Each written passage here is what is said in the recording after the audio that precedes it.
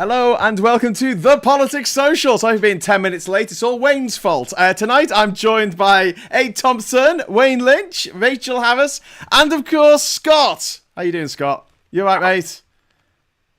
You okay? Can you hear me? Yes, I'm good. I'm good. Good. You? God for that. I thought we had more technical problems. Yeah, I'm alright. I'm in Liverpool. Yay! Oh, hey, I'm sorry. I wish I was here last weekend. I wish I was here last weekend watching Taylor Swift, but I wasn't. Never mind. Oh, she's down here at the minute. That would be awesome. I'd go and see her. This guy called Wayne has just sent me a very offensive message, calling me a toffee C word. Does anyone know who that might have been? The Wayne in the chat. Wayne. This guy here. Wayne. Wayne. I No, don't know. that doesn't sound like Wayne. I'm I gonna. know. I don't think he would ever use the C word ever. I want to just Wayne. give a big shout out to all the very patient people in the chat. Lofty the Softy is in there. We've got Colin Baker. We've got Darian in there. Hi, Darian. I'll see you on the 4th. We've got number 3 is in there. I think I'll see number 3 on the 4th as well. We've got Colin Baker. Simon Smith. Super Tiny 808. We've got Leaf Huntress in there. Lucy Willis. It's Lucy Willis. Sarah Davis. We've got Steve Martin. Steve Martin in the chat. Hi, Steve. Oh, is that the actor? Hi, yeah, we've got Steve Martin in the chat. I loved you in all those films in the 1980s, like Little Shop of Horrors, Parenthood, The Three Amigos. The Jerk. Very funny film. Yeah. Probably not very politically correct these days. Don't tell the father of the bride or something. Oh, no, that was dodgy years. But I think he's had a strong comeback with Only Murders in the Building, which I quite enjoy. Christine says, Graham, could you wait 30 seconds before you introduce everyone at the start? I get a commercial, and when it starts, I miss the intros. That's what I need. I need the longer. That's a good. I need the longer intro sequence. I need like a 30-second intro sequence.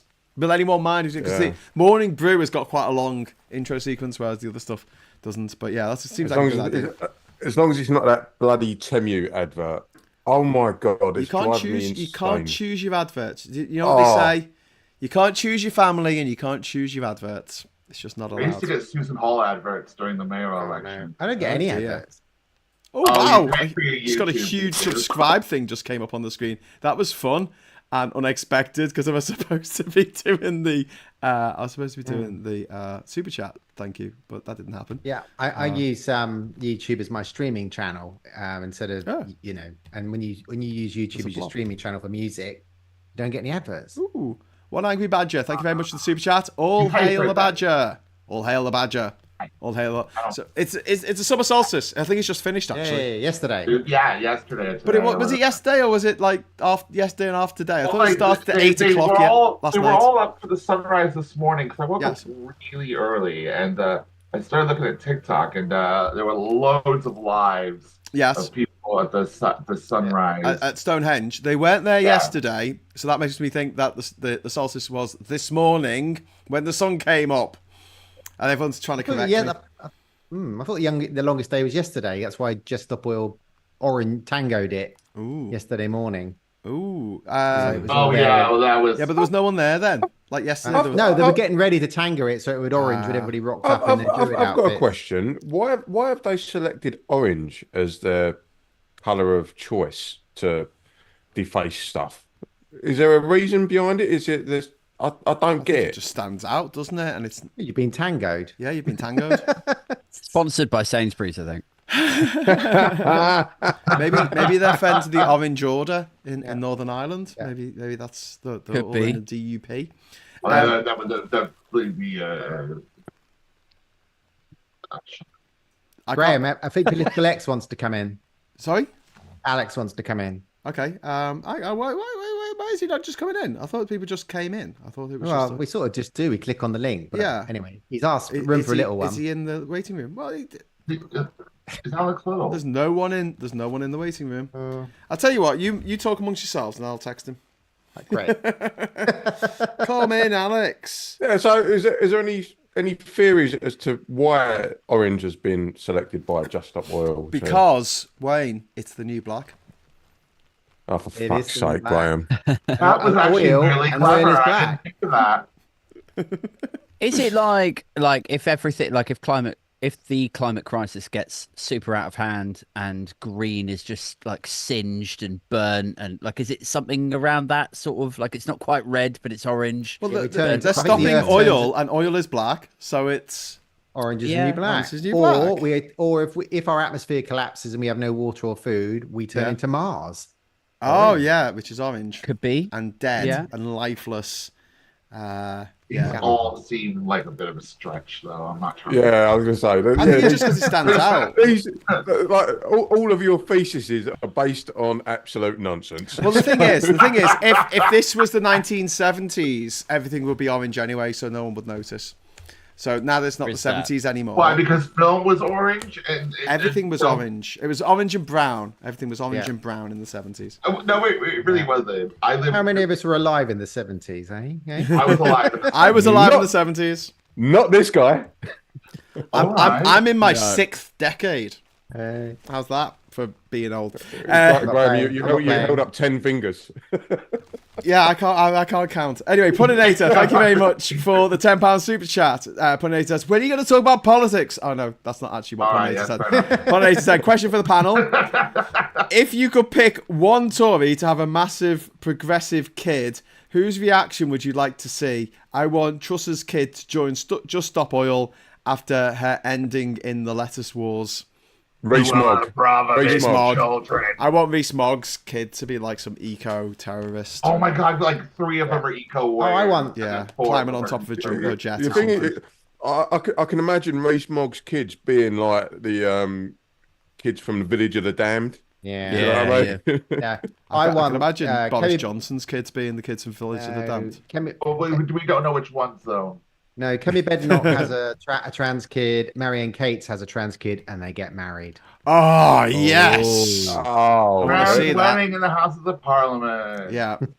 I'd like Boris Johnson's. Who was the girl or the woman that got put into the House of Lords? She got given a period. Charlotte that Owens. blonde girl. Yeah. Who's not like everyone's like, what is she to Boris Johnson? How has she ended up in the House? Boris Johnson's personal knob sucker is the 29-year-old girl. The 29-year-old. Yeah. Oh, like if she is his secret daughter, I want her to go super lefty, and then like I think that'd be cool. That would be. Do you think it could be his secret daughter? It could be. Honestly, the lover. I don't know. I don't know which is worse. I could be one of Boris Johnson's children. What I'd heard. Right. Let's get all Poirot on this, right? Or Columbo. How old is Boris Johnson and how old is she? 102. He's 60 and she's 29, I think. Right, easy done. That's why she's there.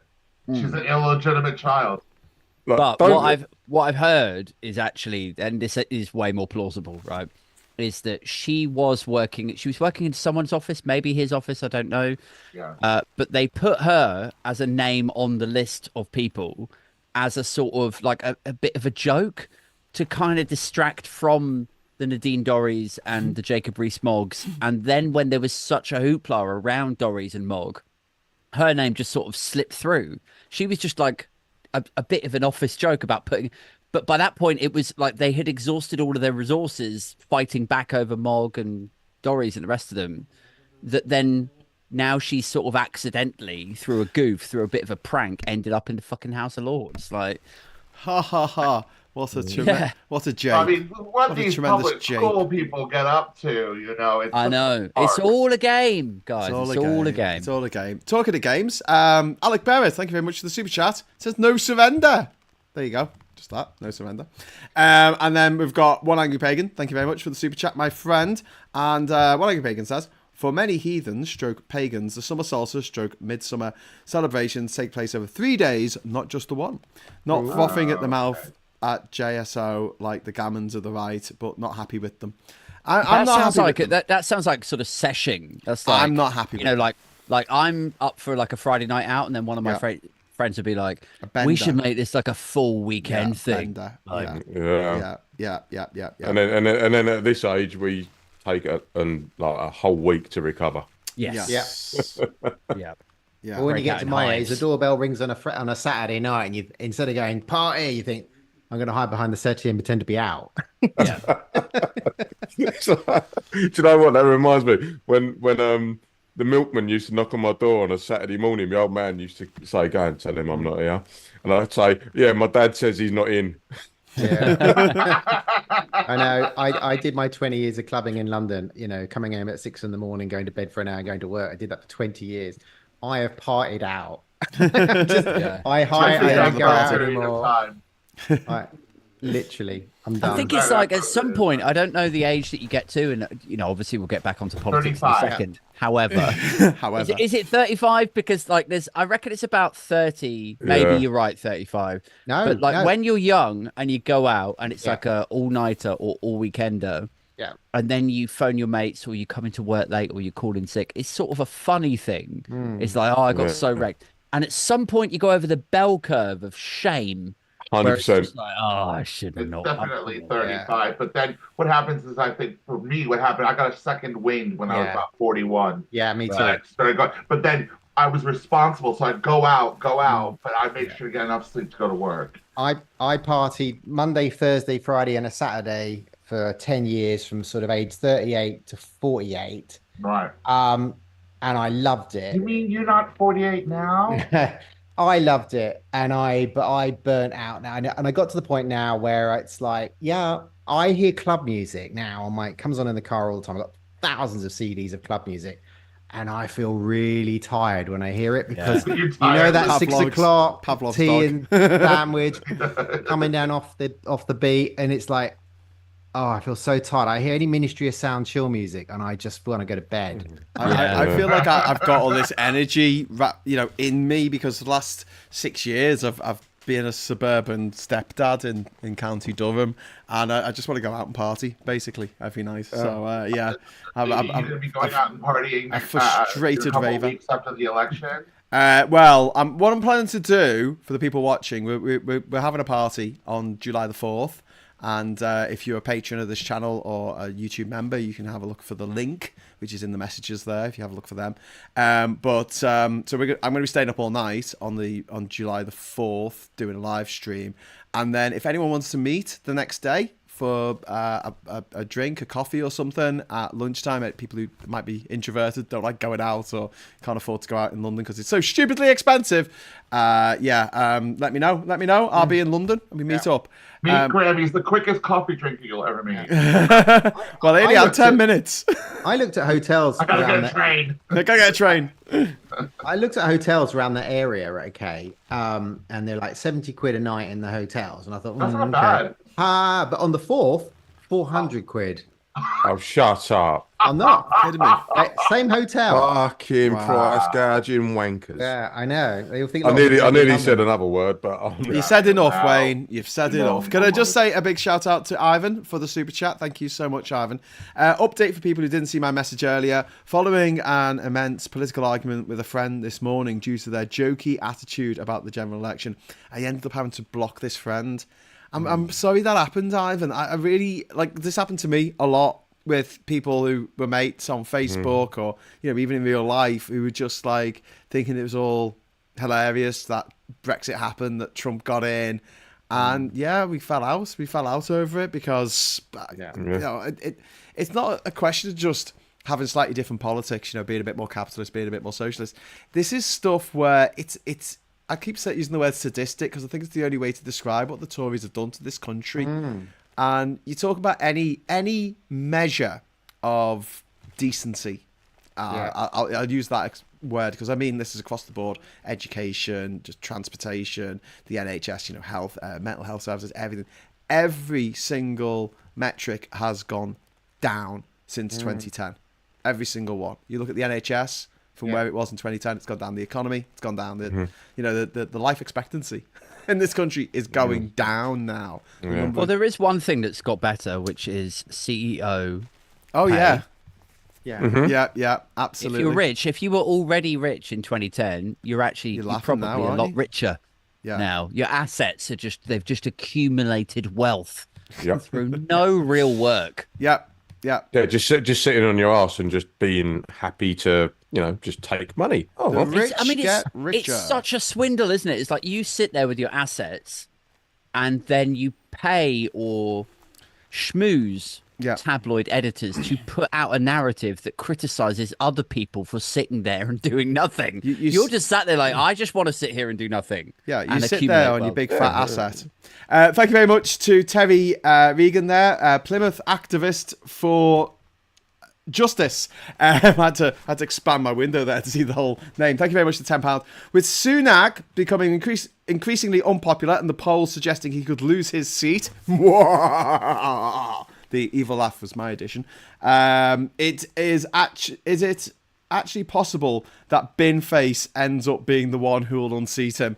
I'd love that to happen, but unfortunately, no. Binface ain't gonna win in Richmond and Northallerton. But the Labour candidate Tom, he might beat Rishi Sunak. It could happen, especially as, don't forget, in his constituency of Richmond and Northallerton, it's a huge constituency. It's a huge North Yorkshire constituency. It goes all the way across the country. It's massive, but it includes Catterick, which is where a lot of service people work, a lot of like army people, and they are not going to be happy about what Rishi Sunak did on D-Day. Just had a massive $50 super chat come in from Christine Cash. Thanks for the cash, Christine Cash, all the way from the USA. Thank you very much.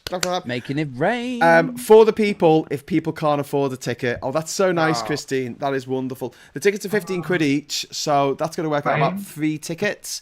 And also Darian, who's also in the chat, he bought 6 tickets today. So if anyone wants a free ticket to this gig that we're putting on, Wayne, you're going to pay like everybody else. If anyone watching this wants a free ticket, get into it. I'm skint. Okay, yeah. So am I. I'm unemployed. I paid for a ticket. Well, Scott, you can have one of mine. You can have one of mine. Too late, I already bought it. But thanks very much for that, Christine. I'll get some more tickets with that, and we'll definitely, I want to kind of give them out like golden tickets to Willy Wonka's chocolate factory. You're gonna turn into Graham Hughes' chocolate factory. You get a ticket. You get a ticket. You get a ticket. Can I just say a big shout out to Tam, who's arrived, and also Cozy, and also Darian, Daily Blase, and also Alex Political X. Hello, everyone. Hi, everyone. So we're just. And there's lots of badges in the chat. One Angry Pagan, thank you very much for the super chat. So many wonderful badges on tonight. Hail. Okay, so I just want to go over to Alex. Alex, how you doing, mate? Doing very well, mate. How are you? I'm dandy. I can't believe it's 2 weeks till Starmageddon. Are you excited? That's the new term. Have I yes. missed this out? Tory Starmageddon. It's the death of the Tory party, and I'm just totally here for it. Not super majority then. Yeah, well, no, there's no such thing as a super majority. No such thing as a super majority. Yeah, Alex, are you coming to this party on the 4th in London? The secret party that no one else is meant to know about that we're talking about publicly right now. Yes. Yes, that one. Well, you can only get a ticket if you got the link. So it's no one knows, bruv. Just, They know. I think Gemma Forte did put something on Twitter today about it. Was she meant to? I don't think she was, Alex. I don't think she was. It's not my party. I'm not organising it, but I've been told that I'm allowed to invite me patrons and that. So yeah, that's what I've done. I'll be down. We need to party. We need to celebrate something. We need to celebrate the death of the Tory party. It's going to be like a wake. It's going to be like Finnegan's Wake all over again. Only less confusing. Tory Pendants Day. Yes. Isn't it mad that we're going to have Independence Day in the UK on July the 4th and November the 5th in London, Washington? They're going to have explosions. I mean fireworks, because that's when they have their election. We've it'll be like the end Return of the Jedi.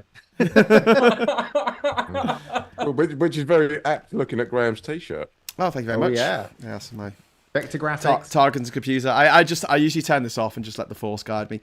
Big thanks to both Paul Wood, shouting at the news has got much better, says Paul. And a massive £50 super chat from Ivan. Thank you so much. I will match that too. I'm unable to go to London myself, but I want to help people with the tickets. Oh, that is so kind of you, Ivan. And I'll make a note and I'll make sure that I get enough tickets. Thank you, mate. Thank you so much so that everyone can get in. Wayne, I think we can get you in, mate. I think we can get you in. Yeah. Don't flag it. Right. Don't We'll flag smuggle it, you in. flag it. Tickets. To be fair, I was gonna turn up like as a doorman and just walk my way in. People just assume you're a You're going to doorman. be like, my face is up my purse. Yeah, exactly. Just do that. Do you know who the fuck I am? Cozy, how's it going? Are you all right? It's going all right, but I'm not sure you can hear me. I can hear you loud and clear. Oh, that's okay then. Am I seeing you at Africa Oye tomorrow? Are you coming over? You coming over the water? You are. Do you want me to add you to the WhatsApp group? Yeah, go on. Why not? Okay, I'll add you. I just organised things today. I am going to have to leave because I'm on Mum's taxi duties. Oh, I thought you meant this. And... I thought you meant you were going to have to leave this. Yeah, I am. I'm going to have to leave this in about now. In about now? Right. Oh, hang on. Just wait there. I want to show you my flag. Oh, show me your flag. Oh, show me your flag. Oh, yeah, show me your flag. Just 1 second. Go get me flag. All right, Cozy. As you're about tomorrow. Yeah. Go and see my mum. Is she in the shop? Yeah, she's in the shop. Yeah. Right, we will have to see, this is always the problem. I'm always running late, so always past the shop in a rush somewhere else. Tam, we've got to go and see Wayne's mum in her shop tomorrow. Okay, hold on. Let's reschedule all day. Right, 6 a.m. Oh,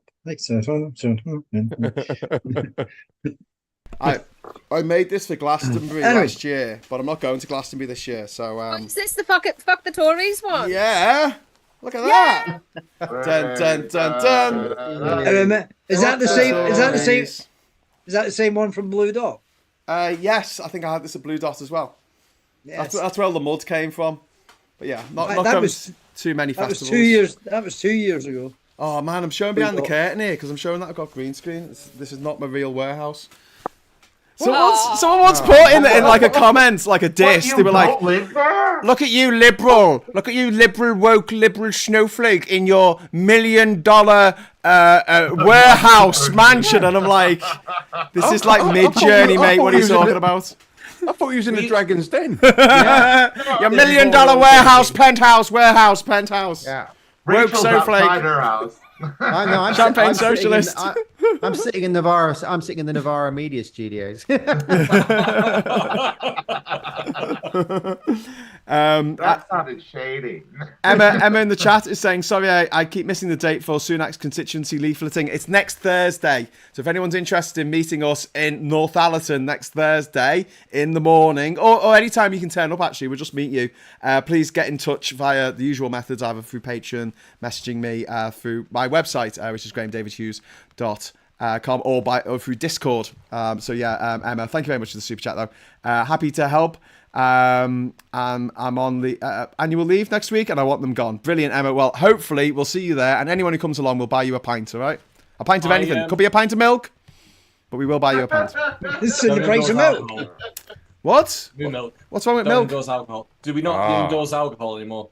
Oh, yeah, absolutely we do. So, Alex, wine over here. I've not met Alex before. Graham, will you introduce us? So, this is Alex, who runs Political X. He runs a channel called Political X, and he's responsible for... Sorry, gap in my education. Tell me about yourself. Have you seen Sunday Roast with Maximilian? Oh, yeah. That's Alex from the Sunday Roast show. That's Alex. That's Alex. Ah, okay. So there you go. Max and Alex. Yeah. Lovely to meet you. In a tree, doing what they shouldn't be. Anyway. Hey. Yeah.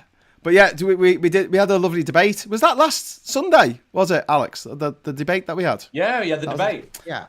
With Rejoin EU. Rejoin EU. We've got Aid this week as well. I think it was a great discussion. I think it was a shit debate because we just agreed on everything. It's like Tories are shit. Let's rejoin the EU. Oh, you're scraping the Aid again. Blimey, what's going on? Aidigan sounds like some sort of Irish garment. Irish.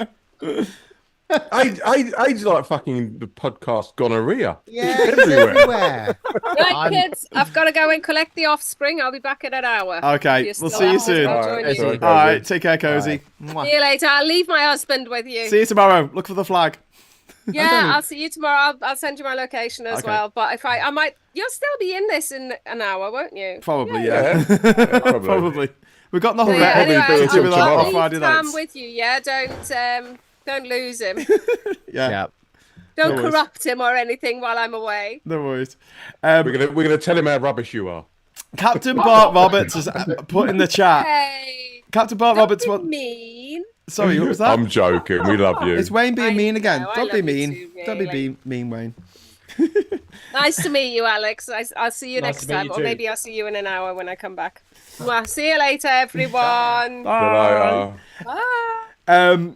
Someone wants to know why the Virgin Mary is on the thumbnail picture for this episode. That's not the Virgin Mary. That's like the nun from Game of Thrones who follows Cersei with a bell going shame. Shame. Oh, I see. Yeah, I see what I've done there. Hey. So what I normally do on this, Alex, is I go around asking everyone what their story of the week is. So can I start with you? Have you got a particular story that stood out for you this week, for good or ill? Have you got a tale to tell? The two that comes to mind. One, and I hate to do two, but only just because you were talking about the hustings and Sunak being there. Apparently, all the a lot of Conservative members and a few Labour candidates are dropping out from the hustings. Oh, Have you heard really? this? Like they're saying Is last it minute. Rosa they're not turning Duffield up. one? Rosie Duffield already did it. Yeah. Oh, She yeah. reckons Yeah, it no. was security, even though she was in a pub at the time. She should have been at the hustings. She was down the pub without security. Oh, that's interesting. So she got wankered and got scared. Yeah. She knew she'd get pulled up by trans activists. I don't think it would. I don't think it was trans activists. There's somebody hassling her in Canterbury for not living, supposedly online. I mean, it may not be true, but there's lots of stuff online about her not living in the jurisdiction, and people are angry about that. But I don't know. Oh, really? I don't know if that's true. It's just the She's stuff gonna you go can see anyway. online. Oh, I But can tell us some there's stories pretty about angry that. people about that. I Too. think I reckon she'll go. I don't think Canterbury will vote for her. I feel like that's just such a gaping hole in British politics. Like, if you represent a constituency, you should live in the Yeah, quite. I constituency. agree. Yeah. I completely Right, agree. because You we've are got, a gaping hole. we've got one of Graham's. We've got one of Graham's lot infiltrated into our manor. Yeah. All right. One And of I'm Graham's lot, what, ginger people or Scousers? No, from Durham. From Yeah. Durham? I'm not Yeah. from Durham. I just live there. Liverpool. Hmm. Alex, I don't- what I don't- about so who else has dropped out? Do you know? Say that again. Do you know who else has dropped out? No, I've only heard Suella Braverman. Of course. Yeah, of course. After But I that think dance. because She's too busy doing Conservative Oh, TikTok. let's talk about that TikTok video she did. What's It's an the worst TikTok oh, I I've ever seen in cringed my life. so hard that I actually broke my back. I just had to cover my mouth there because I was going to say that word. That's horrible. It is just, if you haven't seen it, please don't. But if you have seen it, I did a I'm so reaction sorry. video to it, and I know, Scott. That's how I ended up seeing it, because I saw your reaction video on TikTok. I went viral. I know. I was there. I was there. I've also gone viral for I did a reaction to the guy who said that he blamed the fact that he can't get jobs because of immigrants, even though it's the fact that he has a criminal record. And then, Suella Braverman. and then, you know what? He lied about it. He said, "Oh, it was assault." No, he was a child molester. Oh. Yep. So people like that, you just want to put your hand on their shoulder and say, bruv, give it a rest. Good luck to you, my friend. He The should reason be- can't On you get go. jobs is 'cause you're a chomo, okay? He- It's not because You got to be really careful, man. Like, if you go online and you say that you are one thing and then it turns out that you're a child molester, if you're not careful, you'll end up being put into the Child Sex Exploitation Committee by Boris Johnson. And then And you become a lord. Yes. Yeah. Yeah. well, they So it won't works. have a job then. There'll be no excuse. We'll not be able to hate the immigrants anymore. I just want to give a big shout out to Christine Cash for the extra cash, another 10 US dollars. Thank you, all the way from the US of A. I just checked, 50 quid isn't enough for 3 tickets, so in pounds. So $10 more, that should cover 3. Thank you so much. It's really thank kind you. of you. he's a good egg, She's a man. very good egg. And I take back everything I said about Americans. Well, that's going to take a while. Half of them are great. One Angry Pagan, thank you very much for the £5 super chat there. Labour forcing the Bank of England to take account of climate change policy Yay. as well as other reforms seem to have some economy nerds enthused. A return to Keynes, maybe. Yeah. Perfect. Keynesian, Malthusian logic. No, that is fantastic. And there was the big court case this week, wasn't there, in the High Court, where they've put a stop on a lot of these oil exploration licenses in the North Sea because they haven't taken account of the environmental damage that they will do. Brilliant. So that's What a shocker.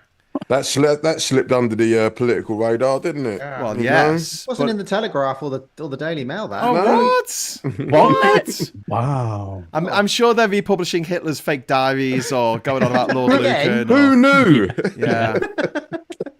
Or Keir Starmer is a communist. Yes. Well, Skim all the meetings. that was the thing yesterday, wasn't it? That was the kind. This is the new gotcha for further Keir left Starmer. than George You- Galloway. You supported Jeremy Corbyn, didn't you? And he's like, well, yeah, he was the leader of my party. Whereas, Do you know what? you know, the Tories are like, they supported Truss, they supported Trussonomics, they supported Boris Johnson having these affairs, having all these parties, doing all this stuff. They supported Michael Gove's coke habit, allegedly. Like, I mean, how much stuff did they get away with supporting? Let go of a toy.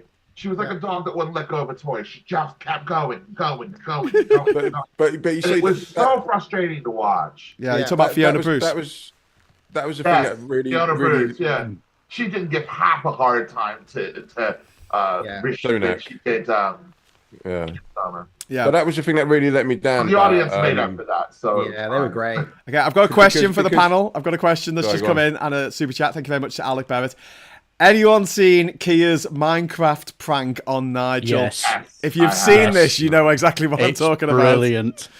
So, on Alex, this Twitter, is a deep fake that someone's made Yeah. of Keir Starmer doing a gaming live stream on Minecraft and talking about how he's going to wreck the part of the server that Nigel Farage likes to go into, a particular pub, and he makes a big hole there, and then it's like a bit later, and then it's a deep fake of Nigel Farage falling in this hole, and it's so well done, and it's like, obviously it's fake, but like it's absolutely hilarious and utterly terrifying at the same time, because there's going to be a lot of people watching that going, oh my god, this happened for real, that Keir Starmer dug a big hole in Nigel's pub in Minecraft, the bastard. Starmer plays Minecraft.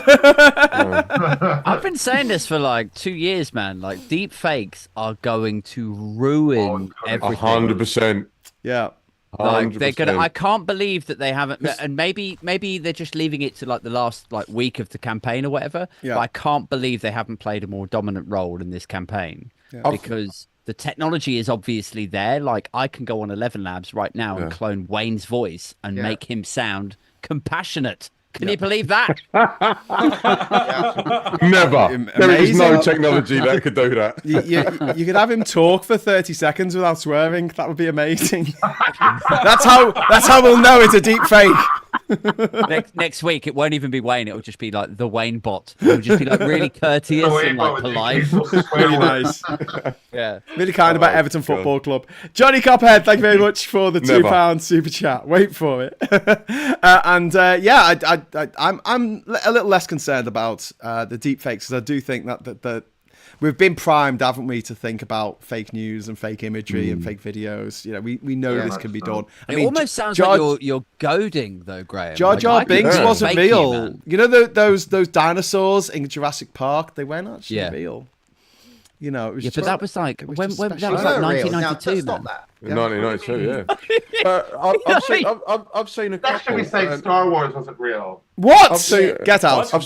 I've seen a couple of deep fakes, and one was of Martin Lewis of Money yes. Saving Expert, Yeah, that was really. I mean, you could tell because the mouth weren't sort of like moving in conjunction with the words that were coming out, and he was like promoting something, and he went absolutely Garrity, saying, I will never promote anything online, so do not believe anything that comes out. And I also saw another one with Joe Rogan and Jordan Peterson. Oh my Again, God. Why would you even have to deepfake that? You just show the real footage. Yeah, of they're them probably being dickheads. anyway. How can you take someone who sounds like Kermit the Frog seriously unless he's singing about how difficult it is to be green? Or how much like he doesn't really want to get with Miss Piggy. She's a bit obsessed with him.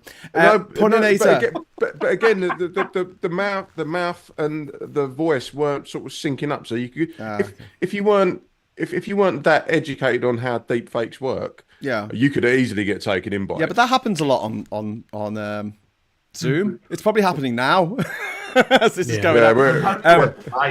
None of us are real. Puninator. Well, if we weren't real, that's exactly what we would say to put people off the scent. Puninator, thank you very much for the £5 super chat. Alex, can I suggest people for the Sunday roast? The Interesting Times and or Truth to Power, both funny and entertaining creators. Yeah, sure. You can always suggest. Yeah, okay, cool. We have put that in the suggestion box. I thought that Alex had Matt on from Interesting Times. Just slam that into my suggestion box, big boy. Anyway, moving on. Oh, yeah, God. I've had half a glass of wine and my mum's asleep on the couch, so she can't hear what I'm saying. This is great. Johnny Copperhead, thank you very much for the £1 super chat. And also, Claire Scott. Hey, you gorgeous lot. Oh, thanks, Claire. And thanks for the super chat. You know, flattery will get you everywhere. Please make it make sense why Reform support a snake oil salesman who has sold the country Brexit. Because he's a snake oil salesman. Yeah. Company. Yeah. He's part owner of the company. That's why they've accepted him. He's part of the company. So I put in the chat today in the Politics Social chat about ITV did an interview. Some guy with a major mullet from ITV interviewed Farage on a Windows XP background. Major mullet reporting in, sir. Yeah, and underneath was like a 1,000. I'm going to vote Reform. Yeah, Reform is... Nigel talks my language. Oh, Reform is for me. Did he say you got a real pretty mouth? You got a real pretty mouth. So please tell me. At least, and I said, please tell me this is these are bots. These are not people, right? I mean, they're all one-liners, most of them. But the accounts were 5 years. I'm assuming bots, you can just use them anywhere, and they're all 5-year, 10-year-old accounts. But there was all like Nigel's old man, St. George's flag, Rottweiler, it's like, oh, for fuck's sake.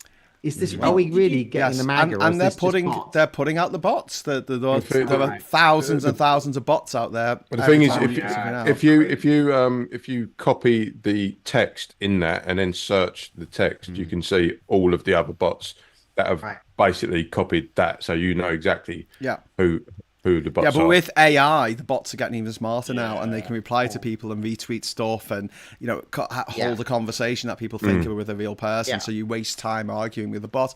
Had a very interesting conversation today with a friend of mine, not a friend of mine, I don't know him, from the Electoral Commission, and I was asking them straight up about what I'm allowed to do online, and the answer is anything, as long as you don't spend more than £10,000. So I can spend £9,999.99 on buying loads and loads of burner phones and basically making thousands of accounts. I've got a mate who works in banking, and 10 grand is the threshold. Anything over 10 grand gets investigated. But you've got to declare it. And I'm like, well, if I spend more than that, what happens? He says, well, you just got to tell us. I'm like, okay, but is there any rules about what I'm allowed to do online? He said, no, not at the moment. So until the law changes, please visit endthetories.com, which is our website where we're setting up a bot farm. We've got about £1.5 grand in there so far. When we get up to £5 grand, we'll go out and buy a load of mobile phones and basically hook them all together and just basically retweet all of our favourite Twitterers on, all our favourite tweeters. So we're coming for you, Vladimir. Yeah. And just spreading content. So we'll spread stuff, like videos by Max. We'll have them, being sent off to people in Facebook groups in the constituency of Nigel Farage or whoever, which would be fantastic. I mean, it means that this content, which normally is in its own echo chamber because of For You feeds and algorithms and just the way these are all set up, we'll be able to get it out into other people's feeds. So if you want to help us with that, it's not cheap, but it is cheaper than buying adverts on Facebook. like amazingly cheaper than buying adverts on Facebook. And with AI, it makes it all so much easier. And the right wing are doing this, and we need to fight back, I reckon, until they make it illegal. 100%. Yeah. So, but can people donate towards this then, Graham? Yes, they can. If they go to endthetories.com, you can donate towards our nefarious plot that we're being really open about of setting up a bot farm. The double bluff, isn't it? Yeah.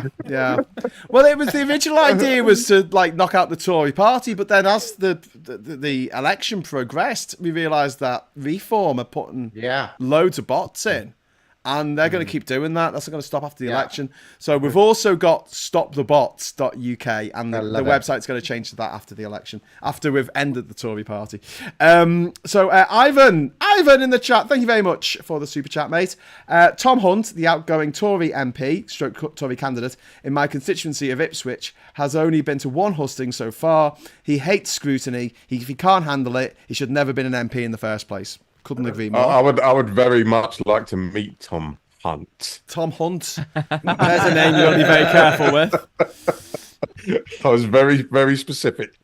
You wouldn't become a school teacher with a name like Mr. No. Mr. Hunt. Although we did have a Mr. Lunt in our school. I'm not even kidding. Lunt. I mean, it just. Why would you become a teacher? Then again, we also had a guy from Sunderland called Mr. Chicken.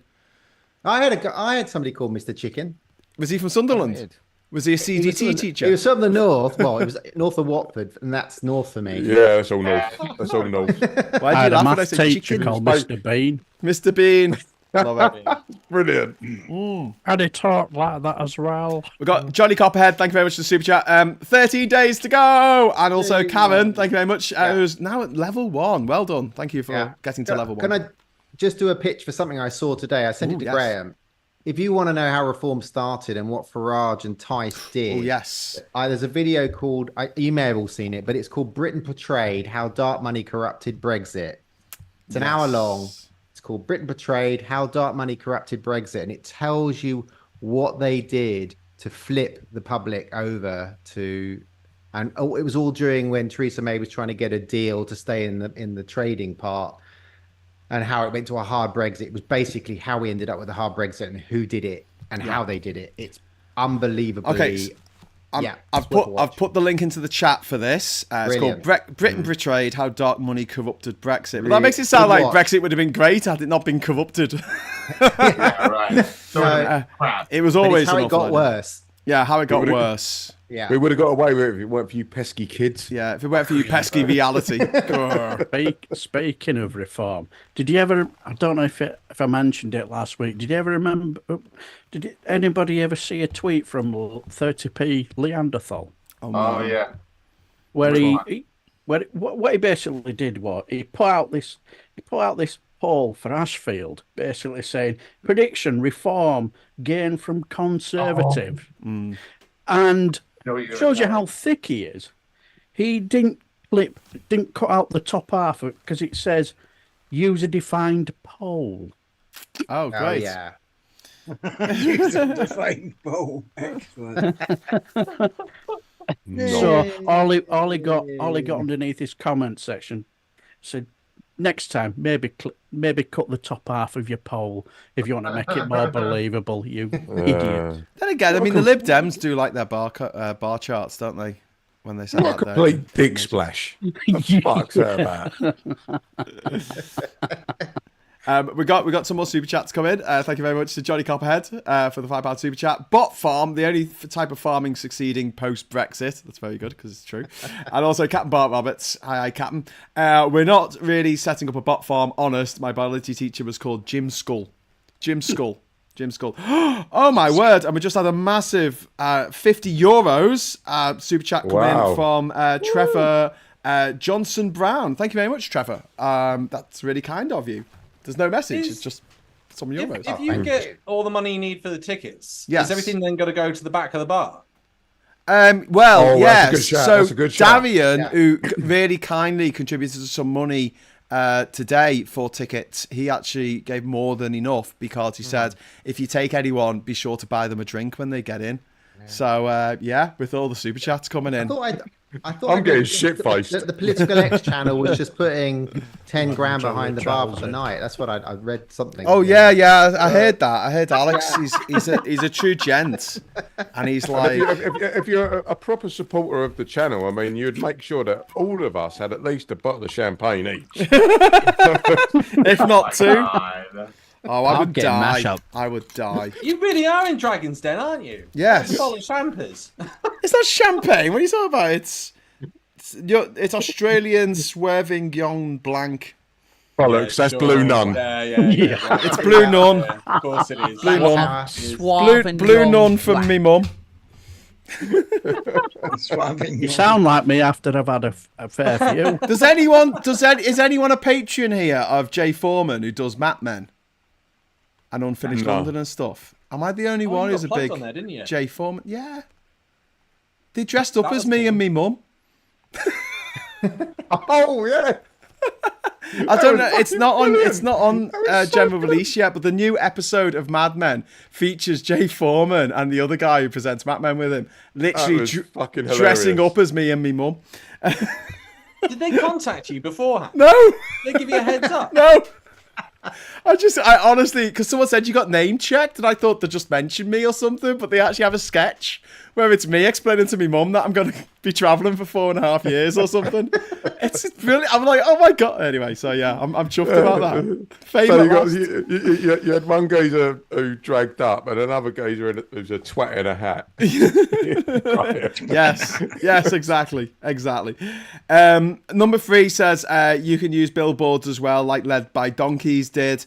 Originally when Led by Donkeys started, they literally just went out and put a billboard poster up themselves in the middle of the night without asking anyone. But obviously they've grown since then. But I love what they did with Nigel Farage on the beach at Blackpool. I thought that was really cool. That was good. That was good. Johnny's in the chat. Got a message for Wayne. Thank you very much for the super chat. Don't be such a Tory, Wayne. There you go, mate. Oh, fucking hell. Shame. Shame. Shame. Should I get one of those bells? Should I get one of those bells with the wooden handle? Those old brass bells for election night, and every time one of them loses a seat, we can ring it. The shame bell. And a big shout out to GC for the super chat. Thank you very much, GC. Cheers to you, mate. That's really kind. Darian says Map Men is absolutely superb, and Lee Funchett says Map Men.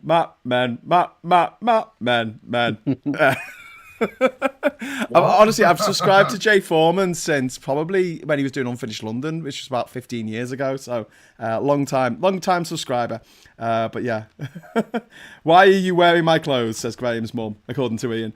Ivan in there with another super chat. Ivan, you're being very generous tonight. Thank you so much. It's very kind. I haven't drunk alcohol for 5 years, but fingers crossed, if all goes well, as it should, I might make an exception on the 5th of July.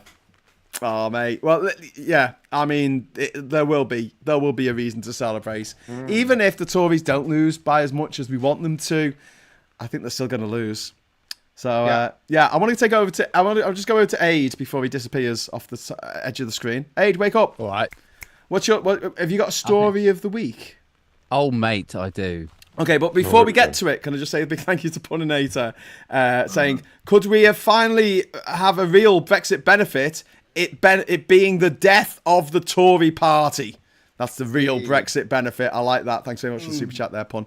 Okay, Aid, shoot. So, fire. Here is a story, right, that I picked up off the FT. It came out yesterday. I talked a bit about it on my pod.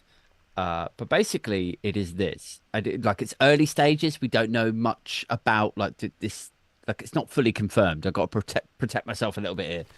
But it appears from FT investigations that the owners of the Telegraph took out £270 million out of the Telegraph, which you will remember a similar situation when Philip Green, then Sir Philip Green, took out an astronomical amount of money out of one of his businesses and left it with a pension deficit. It's a huge thing. He had his knighthood removed from him.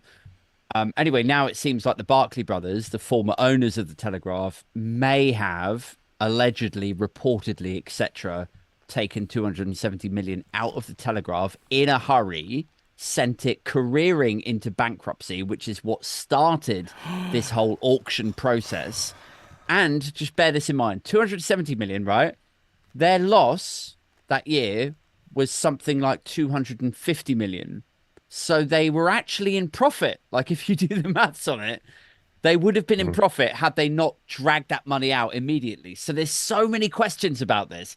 It's like, number one, how does it feel to be a Telegraph columnist who endlessly campaigns against financial transparency and greater regulation within the city to now have this fucking shit? It's like pulled out, your pension fund just imploding. Like, there's that, then there's, myriad questions about, like, what did they need that Over money a for? quarter so of quickly? $1 billion Like, pounds.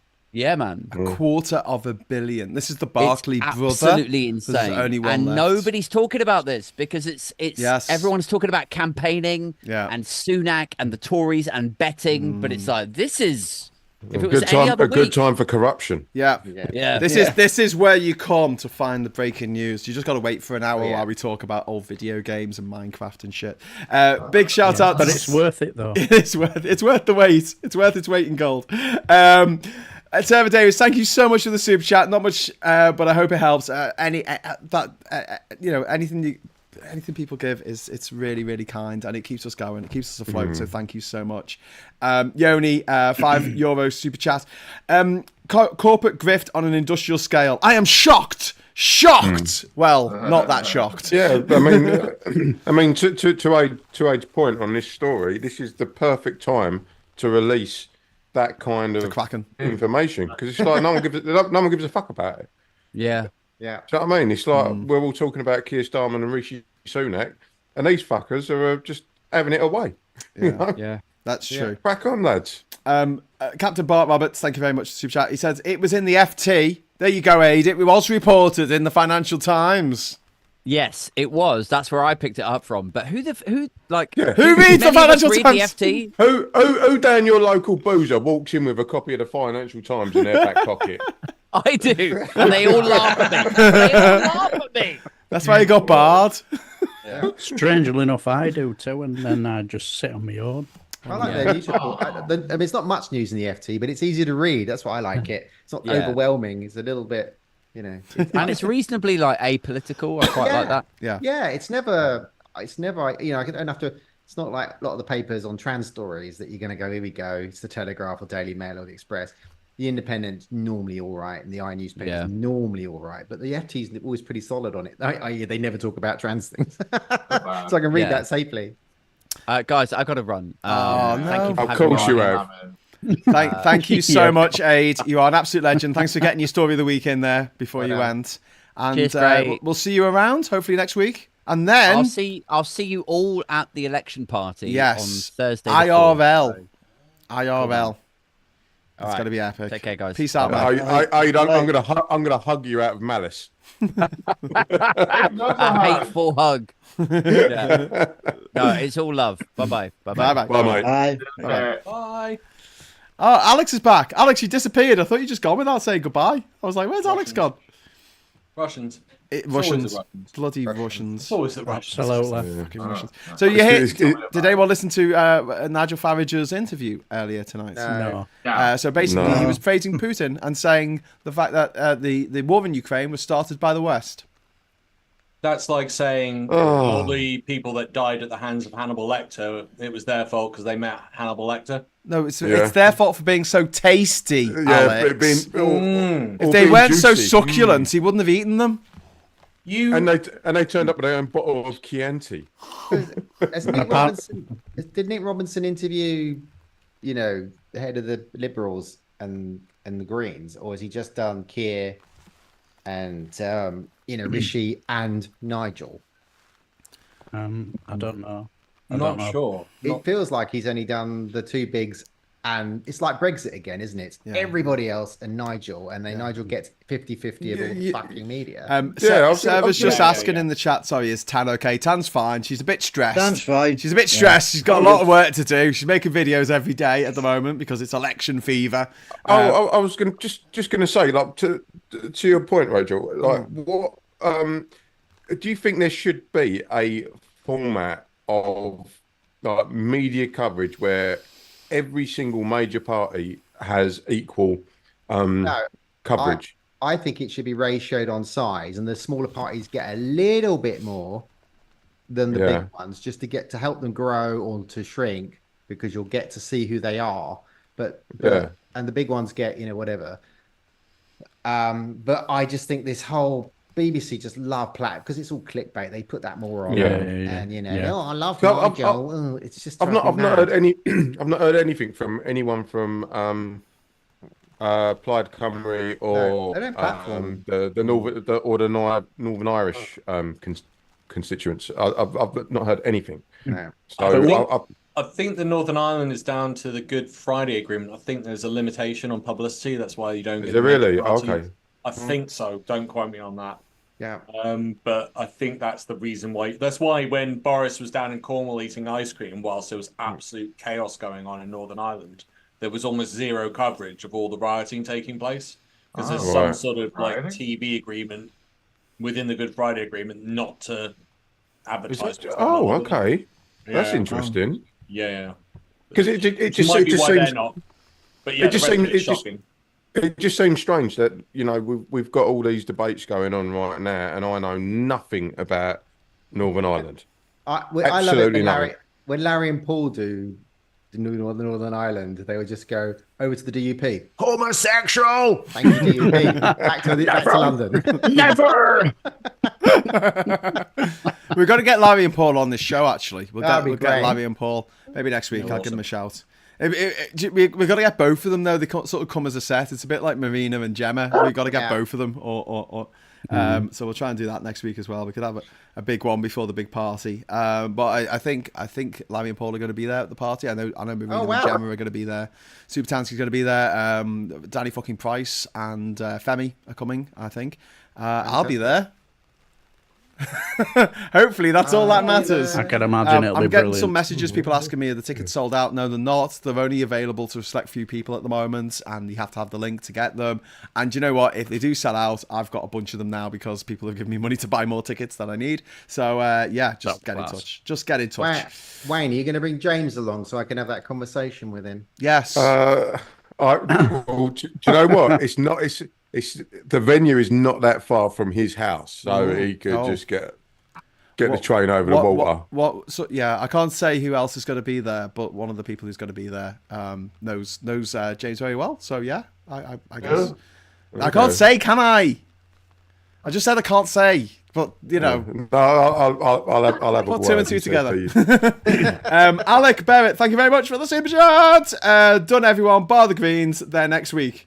So they've had a chat with everyone except for the Greens, and they are going to come on next week. Okay. They haven't asked Alex on from the Rejoin EU party. Oh No. Hey- I can tell you a few stories Go on then. on that. Go on. Yeah, but the Rejoining EU party's got more candidates than Clyde. Oh, what? And they have, Really? they have no one's advertised. Was this No, 20? They've got BBC won't 20, interview 26 candidates, haven't they? 26. And no one will interview them. And then you're sort of going, okay, but they'll have Count Binface on there. So you go, either Rejoin's doing something wrong, or there's something very wrong with the system. Because why is that guy, who is a joke candidate, allowed to have more airtime, and we can't even go on there once? Which you'd think would be a basic. One interview, done. Yeah. Same with LBC, same with all the newspapers aren't interested. Not a single. So, and yet, we've seen all the statistics come out recently, 60-75% margin to rejoin at the moment. Yeah, but don't mention the And then Brexit. but Don't mention the Oh, oh. Brexit. Oh, well, that was only because Farage turned up. If he hadn't turned up, that wouldn't be in the conversation. Well, yeah. Yeah. Well, it's I hardly think- in the conversation as it is. And when someone put it to Rishi Sunak last night on Question Time, they said, "You actually campaigned for Brexit, and now it's happened, and it's shit. And what are you got to say about it?" And Rishi Sunak was like, "Well, you got to look forward. You got to look forward. Why aren't you telling us all the great things that Brexit has done?" Three parts. Made That's me all an the talk absolute about. Three fortune. parts. I haven't got anything. I've had that in Hustings. Made the rich richer. I've been told you need to move on. Yeah, yeah. No. Move on where? They didn't. They didn't after 1975. I Let's distinctly be honest remember here. people not moving on and saying, okay, there was a supermajority for staying in the EU in the referendum in 1975, and that's it. That's a done deal then for democracy. We wanted to stay in it. That was the vote. And then we had a second referendum, and that was the one in 2016, and everyone lied. Everyone cheated. And that's acceptable for some reason. Let's be honest here. Let's be honest here. People like Boris Farage, they've got their egos the size of Bournemouth. If Brexit was going so fantastically well, do you think they would shove it in your face? Oh, you bet their bottom dollar they would do. 100%. And also, 100%. Alex, thanks for letting me introduce to Richard and Brendan. Real honour and privilege meeting them. Thank you very much. Oh, bless. Yeah, you're very welcome. Well, I'm going to definitely open that out more to people if they want to do it. I hope they gave you a good few snippets. Yeah, they were really good with me. Really good with me. I remember my first interview with them, and I thought, right, I better find out with them. I'm thinking, oh my God, I'm going to be talking to a bloke who worked in the foreign office. I'm thinking, oh my God, what am I going to do? What am I going to say? They're going to think, why am I so earside listening to this thick Yorkshire bloke up in Yorkshire like? But no, they were brilliant with me, and thoroughly enjoyed the company. They're absolutely brilliant, both of them. So cheers for giving me the opportunity to meet them and have a chat with them. And I've just got to say, I'm very jealous of your ridiculous amount of hair and your man bun, because I'm bald as fuck. Oh, cheers. Wayne. Thank you very much. Are we all right now? Alex, I think you're hot. I fancy a shot. Phone me up. Yeah. Don't get my hopes up. Propositioned in politics social. Promises you can't keep. You're there July 4th, aren't you, Scott? I'll be whatever. It made bald men sexy again. You're all good. Oh no. Me and Scott are going to a Skindred gig. So yeah. Whatever. Bring on that man bun. Fuckers. It doesn't get any better than this, so I can leave now. This is at least you're not doing a Michael Fabricant. You know what I mean?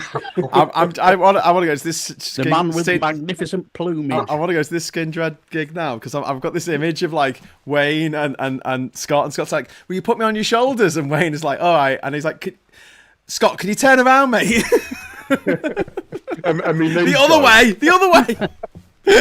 There's no if we stood next to each other, there's absolutely no way I would be able to get on Wayne's shoulders without him breaking his back. I am literally 24 stone. What? Challenge accepted.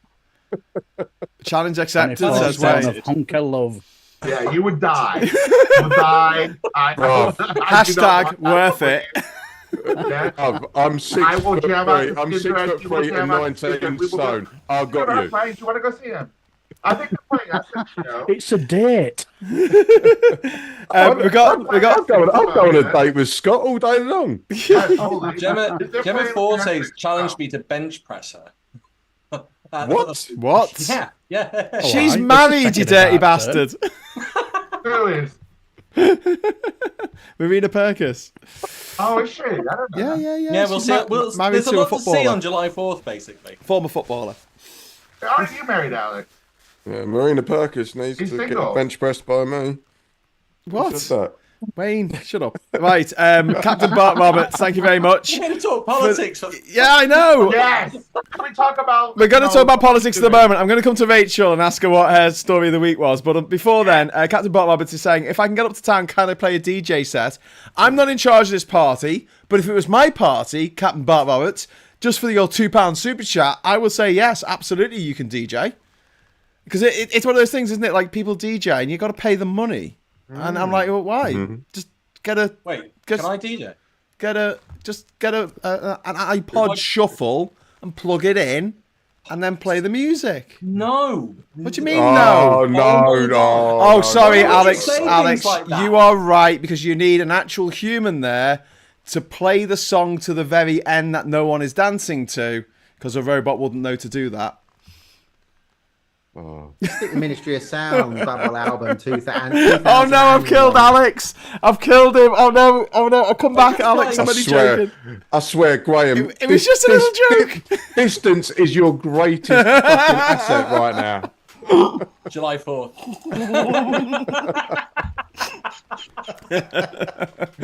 Oh no, Oh, Alex Garden's coming.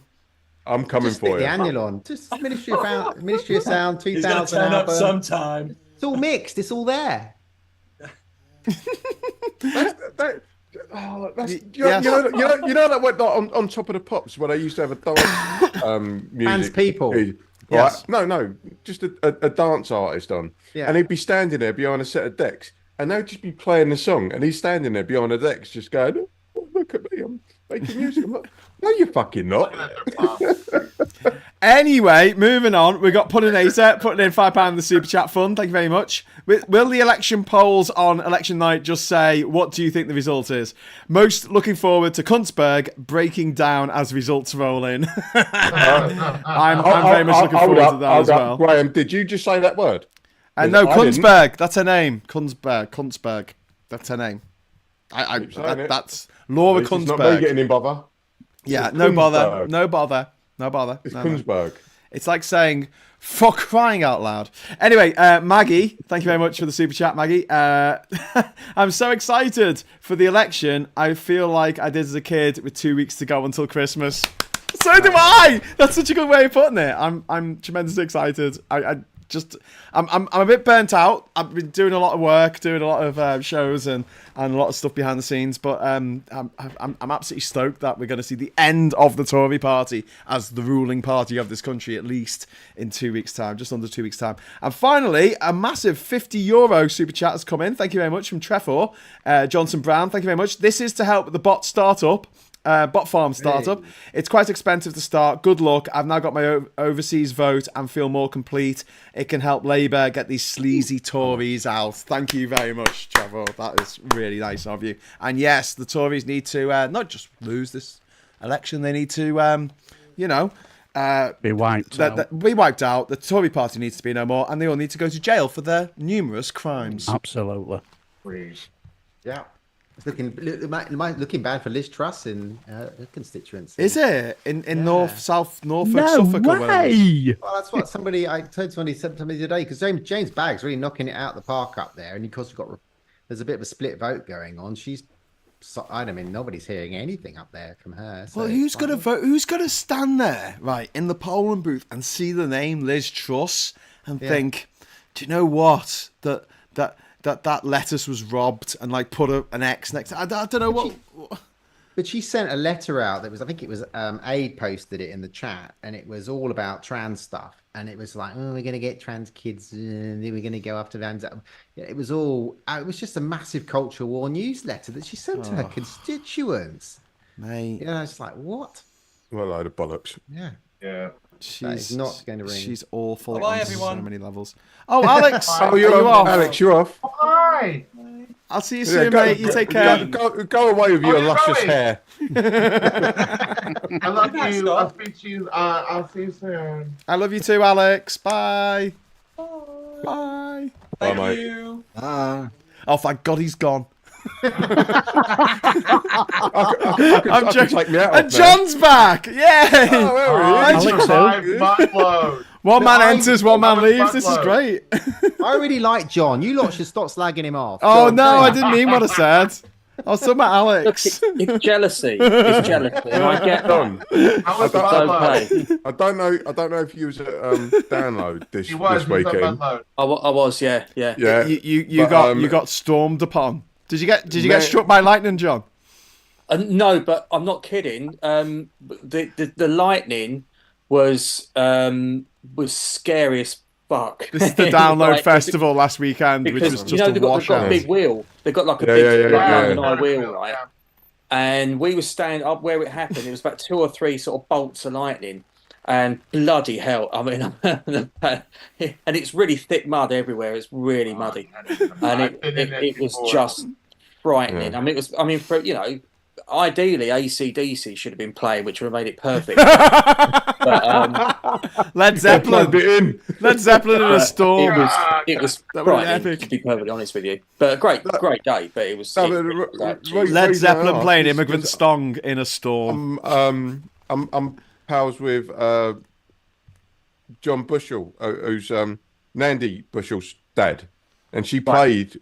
She played obviously with Rage Against the Machine on that, and that was their final song. And I was like, I guarantee John's got to be there. Well, I was, and do you know what? I had influence because did you hear what song that Tom played at the end of his set after Nandy Bushell was on? So they did "Power to the People," like a. Power to the People, yeah. Are they back together? I thought they split up last January. No, it was just Tom. It was just Tom and his band. But at the end of the set, I said, "Can you put on?"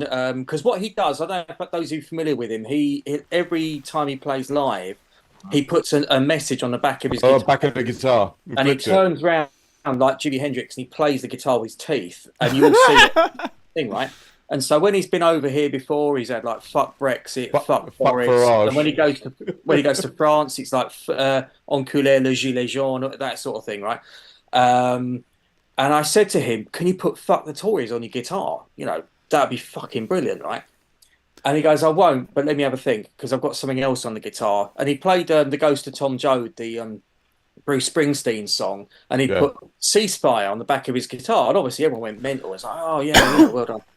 And then when he finished and goes off stage, he plays "Fuck the Tories" by the Cunts.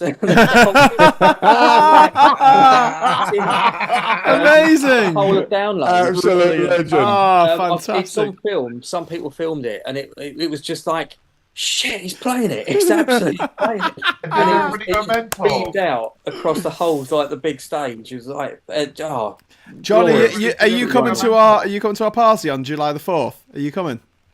Well, I think so, yes. But I did put in the chat just now. I don't know if you know, Gray, or anyone else, but I've been invited to go on the Channel 4 on election night. Do it. Yes. There's going to be a select audience of I think like 40 or 30 or 40 people. Where Get in there. Presenters will come out and ask stuff, and there's going to be Alistair and Rory. Yeah, and I've got an invite to be one. I think they're only going to choose about 30 people, and I'm in the last 50 or something. So I might not get it, but if you do that, but come and meet us afterwards, mate. Well, I said this to Tan. I said I'll just come over after. I'll be on Channel 4 first. Yeah, well, I'll just be on Channel 4. Where the club is, Channel 4 is not far at all. Yeah, walk in there with your lane badge still on you. But I tell you what,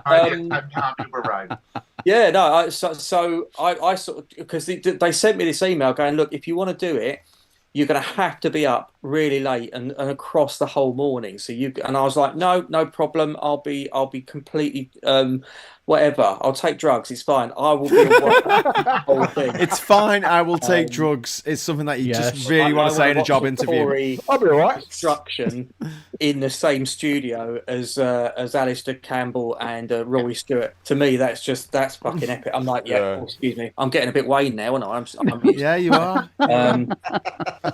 So yeah.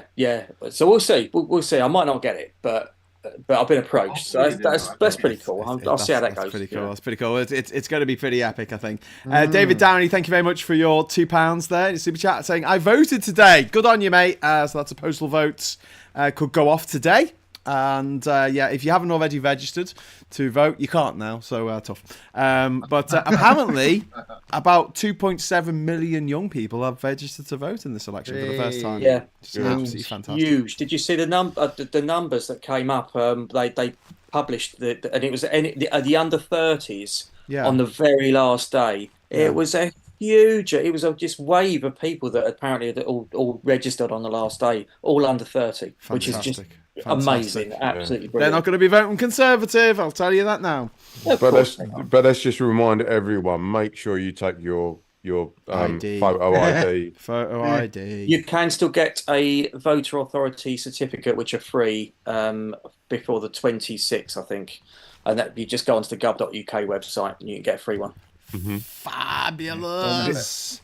I'm getting so excited about this now. Like this is really happening. It's a bit weird. I like that comment we had earlier. We got a comment earlier. John's just saying, I feel like a kid waiting for Christmas, and that's how I feel at the moment. I just want these Tories out of here forever for what they've done. I feel like when I was 10-year-old, when I got my first bike at Christmas Day, and like I remember when my mum and dad brought out presents, and I was a bit disappointed because I was hoping for a bike. And my dad walked behind the settee, and he said, "Oh, what's this?" And he brought out this bike, and I just lost control of my physical body. I was just so racked with excitement. So were you the kid with the bike off the Hovis ad? Was that you on the cobbled street pushing up the Yorkshire cobbled street? Yes. It even had Jewis the Baker on it as well. The New World Symphony by Dvorak. That's mate. Ridley Scott directed that ad, who went on to direct Alien and Blade Runner and Thelma and Louise and Gladiator. Sarah Davis is saying, if it had been Michael Bay, it would have been like explosions, American military, and that sort of stuff. I wrote to Yorkshire Tea. A couple of years ago saying that they should do a song and dance musical feature, like on the cobbled streets of Yorkshire, singing "This Is Me" from The Greatest Showman, but changing the lyrics to "This Is Tea." I think it would be brilliant. And they went, they were like, yeah, we'll take that under advisement. So if you ever see that advert, if they ever actually make it, yeah. I once had a job writing scripts for advertisements on TV, and I once wrote a script about a kid running through all these different ages with it was for a market or something, so it was like the market through the ages, but basically my ad was then turned into an ad for frickin' Hovis, where as a kid running through the different eras of the last 100 years of Hovis or something, and some of it was actually filmed in Liverpool. And I was like, I don't know if it was the same ad agency who made it, but it was very similar to my script that I wrote. That's all I'm saying. Was it Theresa May running through fields? No, it was a child running through different eras with a thing. Basically. Google, is it Capstick Comes Home, that 1970 single, which was a piss take of the Hovis advert, called Capstick Comes Home. Give that a Google. It's really funny. I'll check that out. I always remember they did a retrospective on Ridley Scott. This was back in the 90s. And for the ident for it, they had a loaf of bread. And then they had an alien burst out of the loaf of bread. And I was like, that is so... This is back in the age when, you know, the BBC Two idents were just magnificent. They were just very, very clever. The little remote control 2 that used to come on. They had the one... I loved them. Yes. I loved them. They were so creative and interesting. Before, like, Red Wolf and Robot Wolf. Yeah. Yeah, I loved them. Now you're making me think of Philippa Forrester. Oh, Philippa, where are you now? One Angry Pagan, thank you very much for the super chat. Why does me seeing some optimistic potential in adaptation stroke migration to climate change make me naive? It's not like I think it's going to be a breeze. I don't think you're naive. I don't know if someone else said that to you in the chat, One Angry Pagan, but I certainly don't think you're naive, and thanks for the super chat. We've got to take one step at a time. Yep. But there's a fantastic video that's just come out with the guy Kevin MacLeod, is it, from Grand Designs? Is it Kevin MacLeod, Rachel? Yeah, this is Kevin MacLeod. He does Grand Designs. He did a video for the Good Law Project where he was talking about the fact that in 2010 we were streets ahead in the quest for net zero in building. We were number one in Europe, and now we are like number 60. No, now why is that? 2010. Wonder what happened in 2010. Yeah. Right, who wants to go next for the story of the week? Rachel, do you want to go next?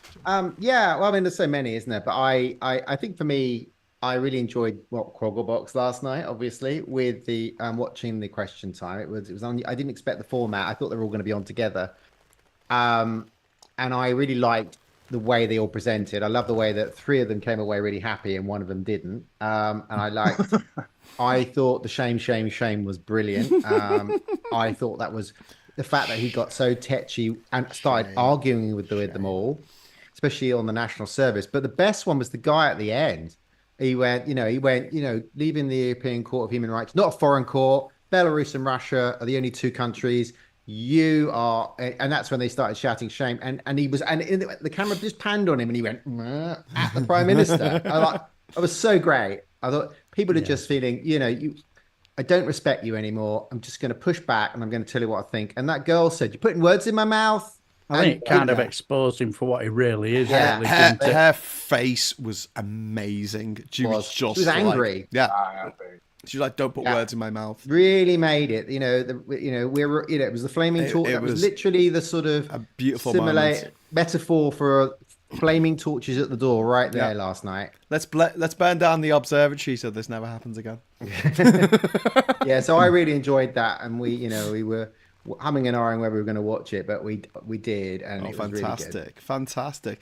No, I really loved that because I was doing the Quaggle box for it, and honestly, the first hour was a real drag. I mean, I was just having a laugh with everyone in the chat for the most of it because, Ed Davey was nice. I think he conducted himself well. I think John Swinney was all right. He doesn't have the same oomph as Stephen Flynn, who really comes across very well, I think, in all of this stuff.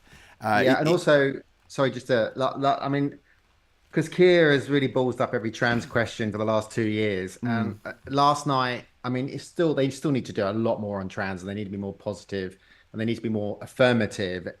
But the answer was okay, and it was firm, and it was like, look, there are people at the bottom of this, at the bottom as us trans people. Hello, and there are human beings, and we need to stop. We need to take the anger. I mean, that girl, I couldn't work out if she was gender critical or not with the question, but I suspect it. But he just deflected it. Look, it's gone. It's got so much temperature, so much anger. We get to the point where the Prime Minister cracks a joke in front of the mother of a dead trans child, and that was a really good response, and it put her back in her box, and people and the audience clapped. Yeah, and I was like, yes, and that's a question time audience, because last time they did trans, they killed poor old India Willoughby, and it was a horrible evening and question time. That the audience clapped. So I thought that was a bit of a good turnaround, and Keir actually did a good job of answering it for a change. So it made me feel a little bit happier. Oh, that's good. And I think Keir Starmer came across quite well. Yeah. And it's that thing of like, he's just got to not scare the horses now. He's not going to scare. He's got to not scare Tory or Reform voters into bothering to vote.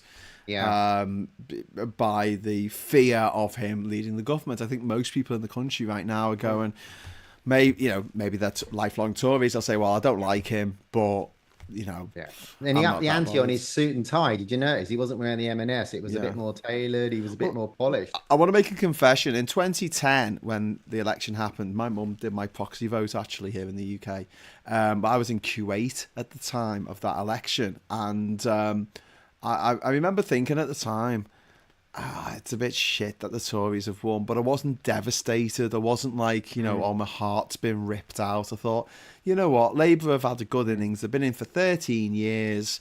Maybe we could do with some fresh blood, fresh ideas. How wrong I was! Deluded person, you. I thought the Lib Dems would hold them back. Graham, you was in another country. Yeah, I was in Kuwait. I watched it. I watched the British election of 2010 with the Kuwaiti ambassador. Well, the British ambassador to Kuwait. Yeah, he went in with Desert Maybe Storm. you should write a book about that. I should write a book. I annoyed the pants off him because every time he said got up to go to the bar, because Kuwait's a dry country, but they get a container full of alcohol that comes in for the British Embassy every month, and so they have a well-stocked bar. Let's put it that way. And every time he got up to get a drink, he said, "Does anyone want anything?" And I just said, "Could I have a tray full of Ferrero Rocher, please?" And the first time he didn't laugh. The 17th time he really didn't. He was just like, "Graham, will you stop making that same shit joke?" Yes, welcome to our world, Graham. Everything is funnier on the 17th time of telling. That's my story. I might not come on the 4th now. Oh no, please do. It's going to be good. What's going to be great about this is it's because I've met Scott in real life, obviously, and I've met Tam in real life. But getting and I've met John as well. But getting to meet Wayne, I've not met you in real life before, and getting to meet Rachel is going to be it's going to be awesome if we can all make it down there. It is. Davin, come down. I have to go. My missus arrived in her wellies. It's Friday night. Good night, Rachel. Like a party. Bye, everybody. Take care. Rachel, Thank you so Rachel, much. My missus Bye. arrived. My missus arrived in wellies. Is that code? Yeah, it's Friday night. Welly night. Welly night. Yay. Oh, yes. Take care. Bye. Bye, mate. Oh, fab. Oh, On that brilliant. note, guys, I'm going to shoot as well. Okay. All right. Thanks, Tam. Shut up for All 5 right, big seconds. man. No worries. Take care, mate. Great. Will I see you tomorrow? We'll see you tomorrow at Africa. Yeah, Oh, we're there tomorrow. We're there tomorrow. All right. Sefton Park. Anyone in Liverpool? All right. Yeah. Go to your mum's shop. Yes, I'll remain cozy. Go to mum's shop. Cozy, go to mum's shop. I'll never live it down. Never hear the end of it. Right. Cheers, guys. Have a good All one. right, big, Good night. Yeah. good, Cheers. bruv. All right. Right. Ta-da, ta-da. All right, Scott, did you give us a story? Have you given us a I story? haven't, no. Do you want to give us a story? Story that I'm going to choose is obviously this one that's now actually really breaking through to the public, which is the gambling. You're very quiet, Scott. Can you move a bit closer to your mic? Because you're Sure. very quiet.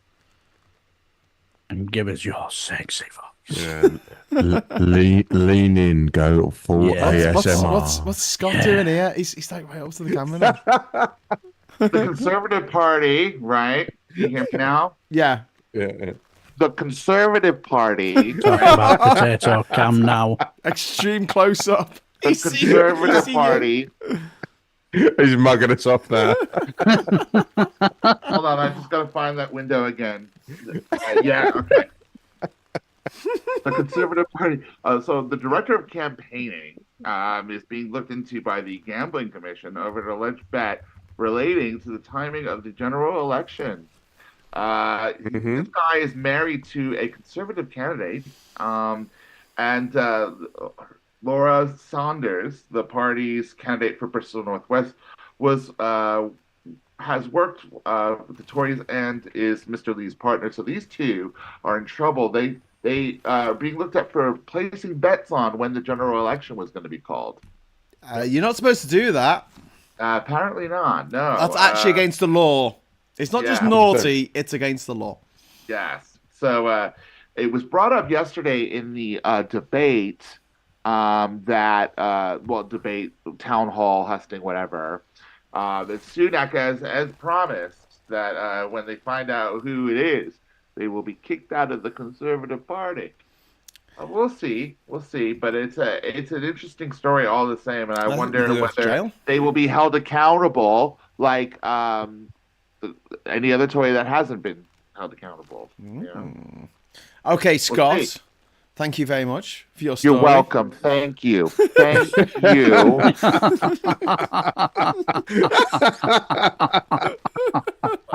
That was awesome and terrifying in equal measure. Thank you very much, Scott. Davin, have you got a story of the week? Have you got a story that really stuck with you this week that you wanted to highlight or talk about? Well, Nice. I suppose I've got a couple. Like, I was supposed to go further on with what Scott was talking about. Was watching Michael Gove doing the rounds, making a complete turnip of himself.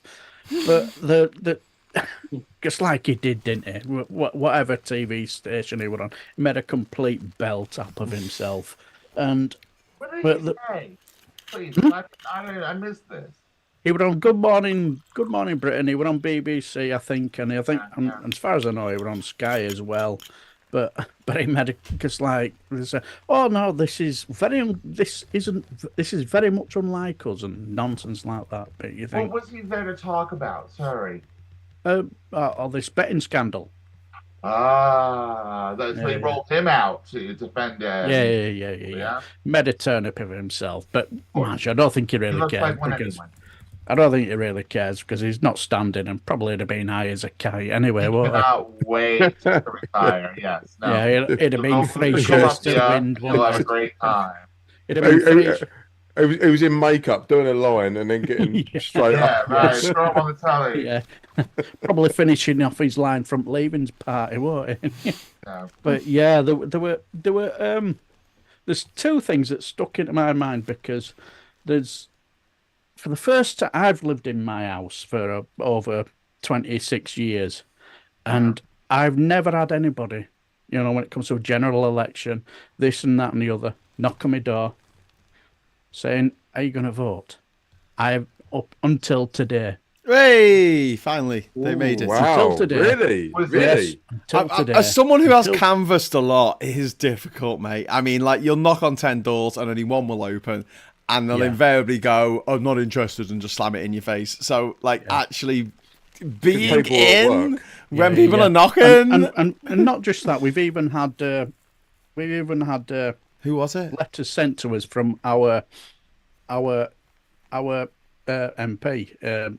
Is Imran Hussain, I think, if I remember rightly, Bradford East, and good egg. A lot of time for him. Bradford. Bradford. But yeah, and we've had all propaganda, you could say, centers, and it just seems a little bit different, as if they're say leaving nothing to chance. Yeah, Leaving nothing. Was it a Labour person? Yeah. And he went, are you going to vote? Yeah, we're going to vote. Just like was saying, there's only one person we're going to vote. Only one party we're going to vote for. And we said it just going to want the adults in the room. yeah. And they went, all right, so, we're voting Labour. Oh, all right, then, can I give you this one? What is Fab. Yeah, so it was not a problem. But the one headline that struck a chord for me, you remember the passing of Rob Burrows? The name rings a bell. The rugby league player who died of motor neuron disease. Motor neuron disease, yeah. Yes, well, I was reading a bit of heartbreaking. He always He left messages, didn't he, for everyone in his family? He left like video messages. Yes, he did. Because that's what it is. Because it struck a chord with me. Because football or rugby player? Rugby player. Right, sorry. I'm a Bradford City fan, lifelong Bradford City fan. Went to Bradford City Fire, and it was a harrowing experience as a 14-year-old. But Sorry, were you at the fire? Did you were say? at the fire? Yes. Whoa, jeez. So Scott, you Yes, might I not was- know this, but in the 80s there was a fire at Bradford City while there was a footy match going on. Yeah, That was 56 fucking passed away. Yeah. I remember watching it on TV, Darren, Yeah. as a kid. Yeah. Me too. And if you ever Horrifying. looked at me, this body were never built for climbing. But we were in the cop. We were in the cop at bottom end, and there's a massive 9 foot metal fence, and I thought, because when I first saw it, I thought, that looks a bit dodgy. But I'm not going to go into how it happened, but then it just went whoosh, and I thought, how am I going to climb up there? But when adrenaline kicks in, Yeah. and I just scaled it like I was. How old were you, Darren? 14. You were 14. Yeah. And I was with my cousin at the time, God rest his soul. He passed away due to heart disease about 2007, but he was a little bit younger than me, and bit of a story about that. But I was told by his dad. This is really traumatic, isn't it? This is happened to you yeah, at that 'cause age it as got, well. It got even at any age. more traumatic for me because his dad said to me, "Look after him," because all the family they were going to a wedding. I wanted to go see Bradford City hold up the League 3 trophy, because they won it. We want to take out every success we can get, But then when that happened, and we scaled the fence, and then he got lost on the pitch, and I couldn't find him anywhere. And I remember his dad's last words: "I daren't go home." And at them days, no mobile phones and this, that, and the other. I was just scared to go home.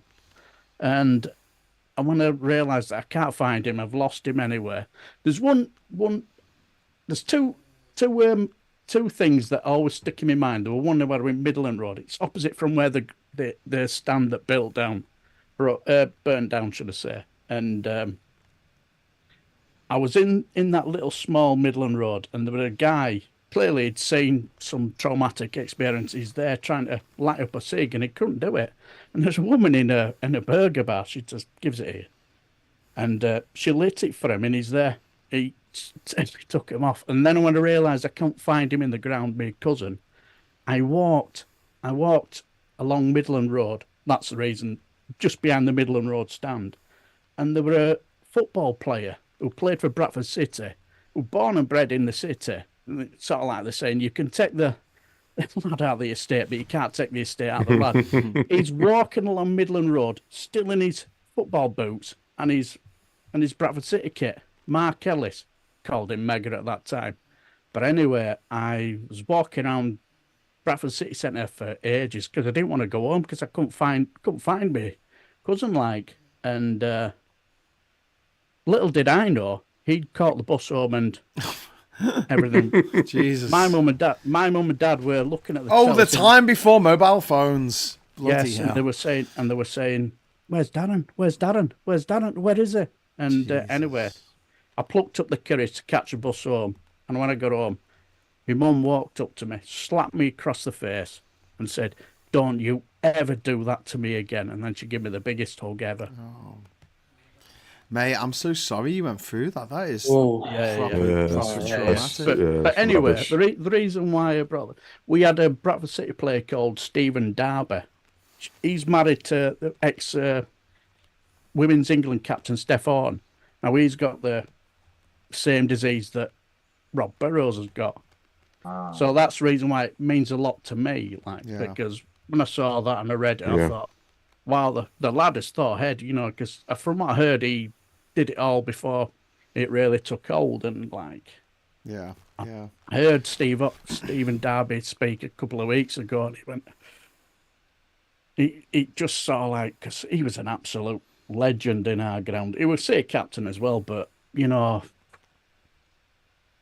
you see Rob Burrows at the end, and I see what Stephen Darby's going to look like. Well, he might not be as bad as that, but it'll look good. That's the reason why they do the Derby Rimmer Foundation. So, but but Dal, I can see this is really jarring you. So just let it go, let it out. I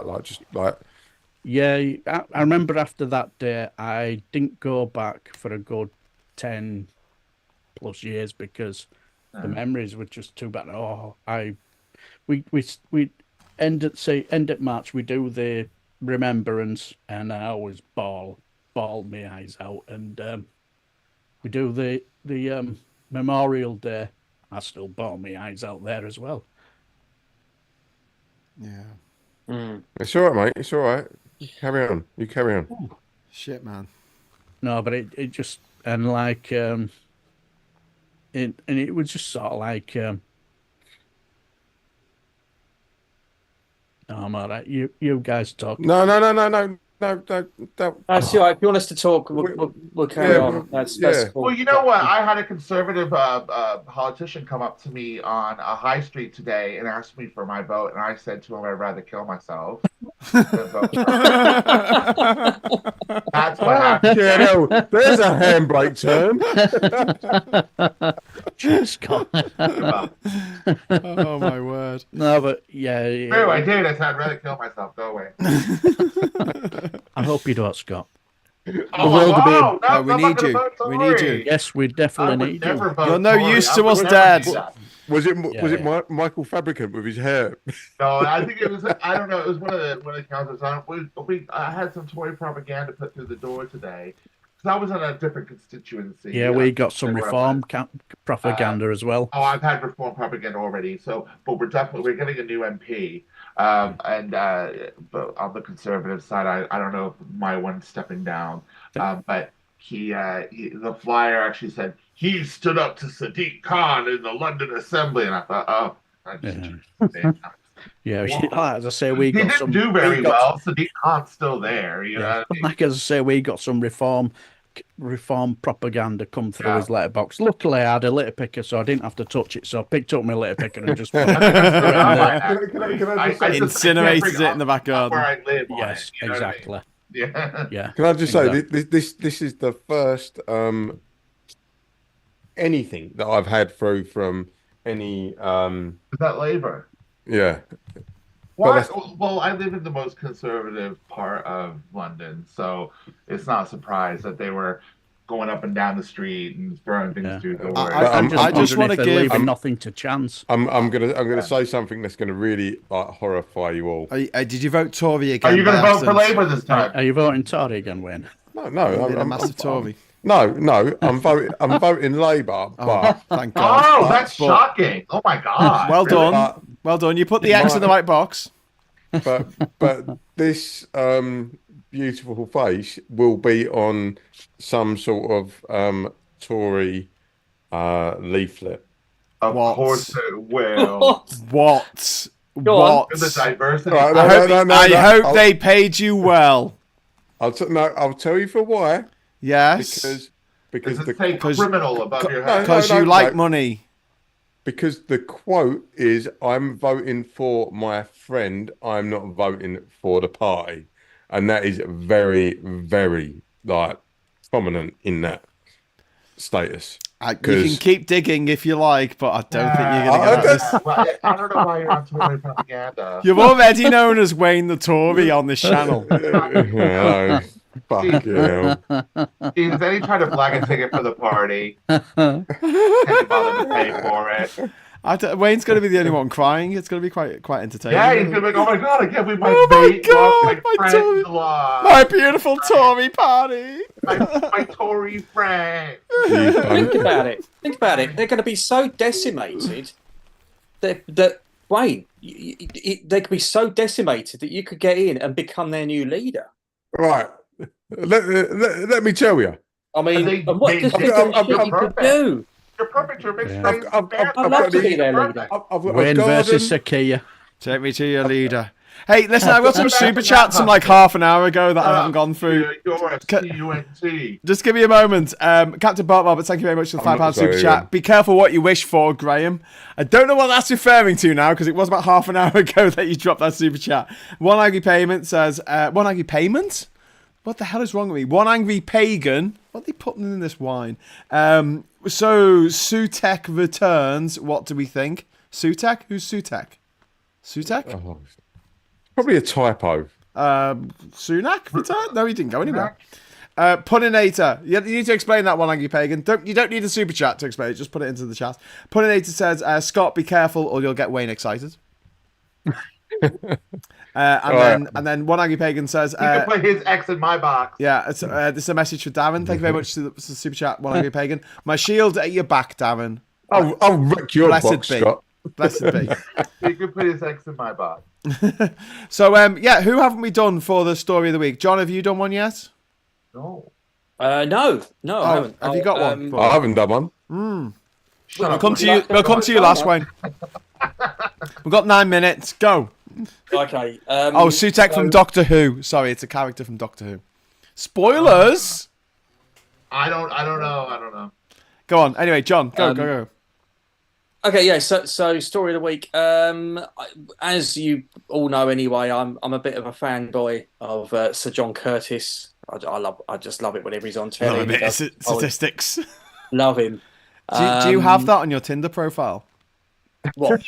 I love Sir John Curtis. That you love statistics. Oh, it's on his Grindr profile. On his Grindr. Looking for a man who's good with statistics. Well, there's not many around here. Look at the spreadsheets on him. Oh, look at them statistics. Look at your Venn diagram. Boys and girls. When I said I was looking for an Excel, I was talking about a spreadsheet.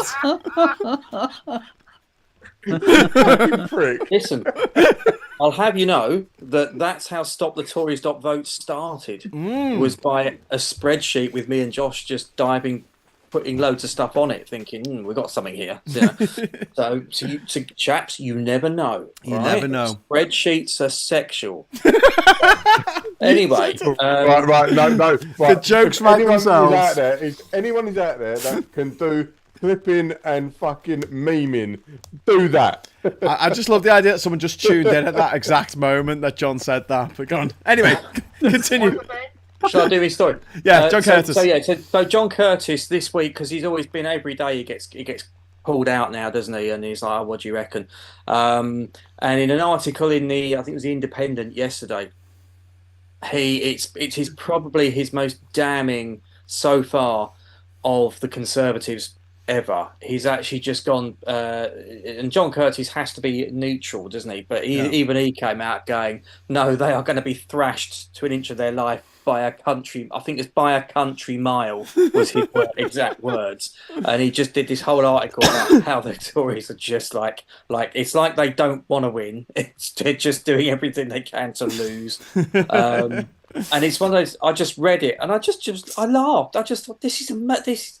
If you'd have told me in 2019, when you got that exit poll through and the sheer despair that I felt, if someone had said to me, "It's cool. In 5 years' time, it is going to be astoundingly like the opposite," and you're like, "Nah, fuck, get out of here. No chance." And then to just read it in black and white. John Curtis of all people going, no, they are screwed. There's no way back.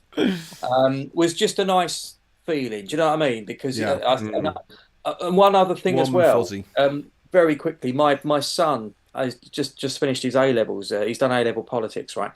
And one of the things he was doing is watching old elections, and he watched 2019, and I basically, do you know what? It's the first time I've watched a bit of it back since, and it was actually a really good process to do that. It was a really good thing to do because it puts it straight in your head, thinking, I never want to go back to that ever again.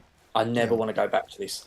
And it was to me, it was just a good learning curve for the kids. So I said, the kids, they're all in their 20s. One's just teenager, but I've actually just said to them, I said, look, you have no idea the despair that a lot of us felt when this came out, right? Don't you, your generation, ever put yourselves through that ever again, right?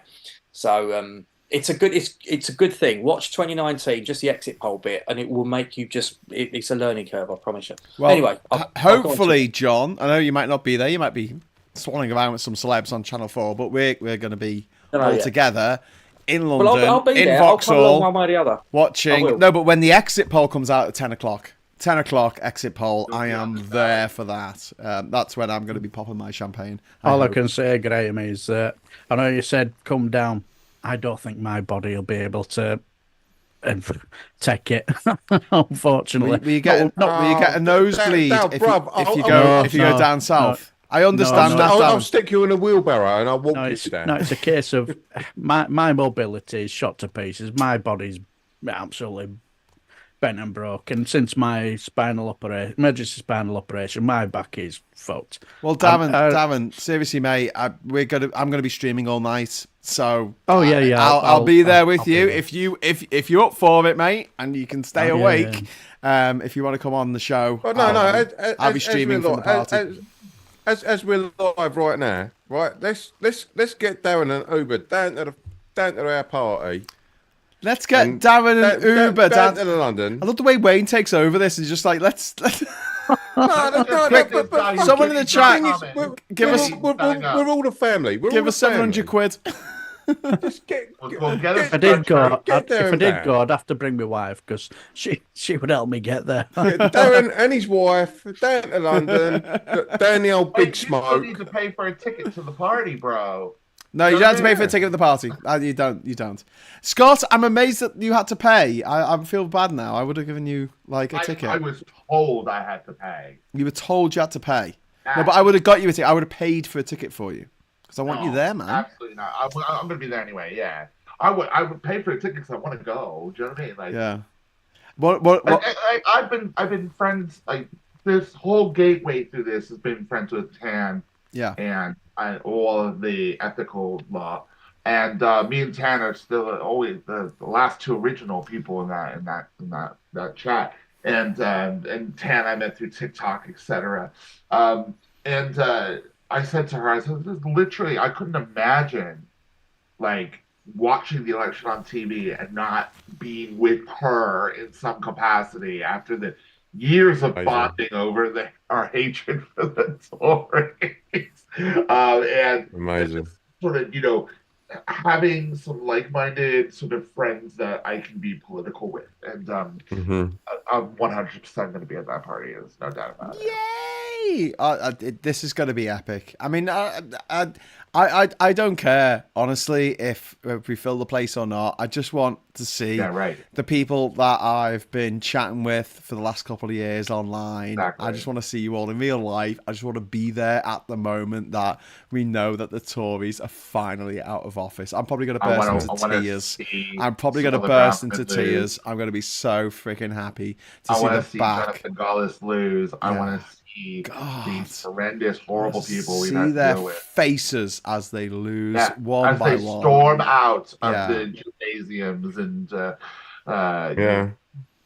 concert. I will do my massive, loud, barbaric yell if they'll when the result comes through. Dow, you've got to be there. You've got to be there. Still going on. Darian saying, how much do we have to pay to get Scott there? Nothing. Scott's got to be there. Don't worry about it. I live in London. Scott's I live in London. I'm going the to ride my moped there. I'll be there. It's no problem. What I was going to do, I was going to go to my brother's the night before and then travel down from his to London. But then I had to call in the other day and say, shit, mate, I've got a vote. I should have got a postal vote, shouldn't I? Oh, well, too late now. You really should. All of our family. Basics, you know, you can stay with me. Wake up, I've got to vote, and then go. Like I did in Glastonbury in 2016 when I voted for the in the referendum. Of all the people that are across this sort of shit, you should have been on top of it. No. It's just a lot of things going on. Anyway, talking about being on top of shit, Wayne. No, I want to vote. I want the satisfaction of knowing that I put an X on a box in a piece of paper and put it in a box. Fair play. Wayne, what is? Have you told us your story of the week? Yes. No, I'm going to go with Stonehenge. Stonehenge. Yeah. Are we going to divide the panel? Yeah, because I was like, bruv, you're chucking. Sorry, just before you go on, can I just stop you there because I've been asked a question and a super chat. Thank you very much, Christine. Graham, are you streaming just for the patrons or everyone? I hope everyone. It's everyone. We'll just be streaming on this channel all night. We'll stop at 3:00 to move venue because the club closes at 3, and then we're going to an Airbnb, and I will be continuing on until every last bloody election result comes through in the morning. It turns into a swingers party.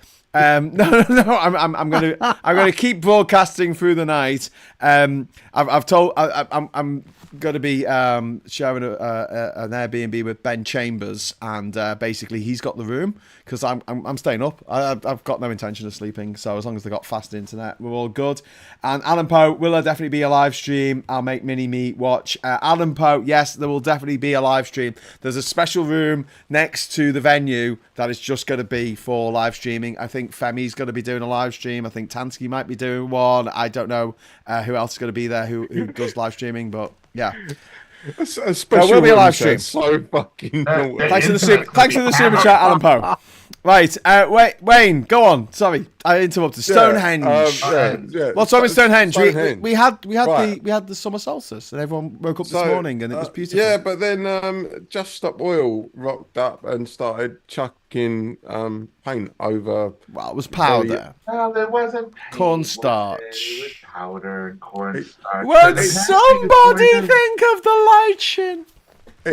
It doesn't matter. It's a case of like you're defacing something that's got absolutely nothing to do with your actual ideals. If you go to sort of like, I don't know, like the Bank of England, crack on.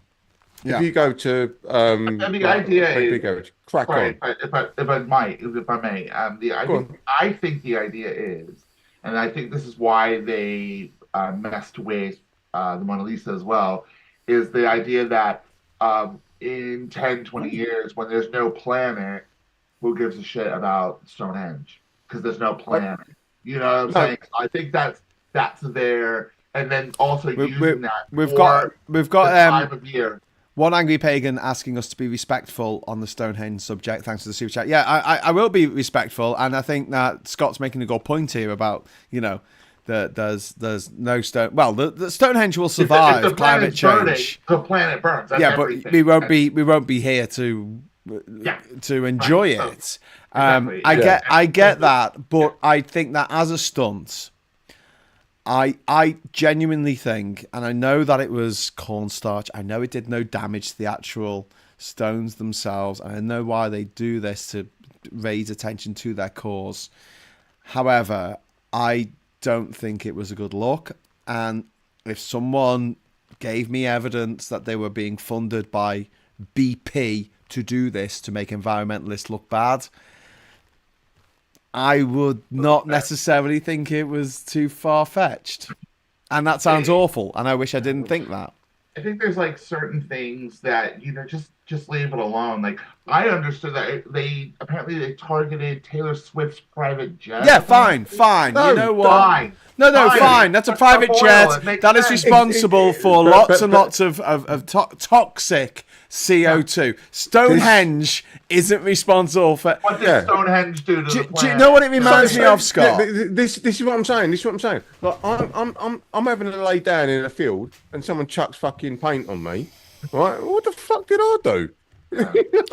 Again, you're right. Scott and Wayne, you are both right on this, on the terms of what's it got to do with I agree with you both. I don't mind their tactics to an extent, because I think they go after targets like private jets. I think that's raising awareness of the fact that private jets.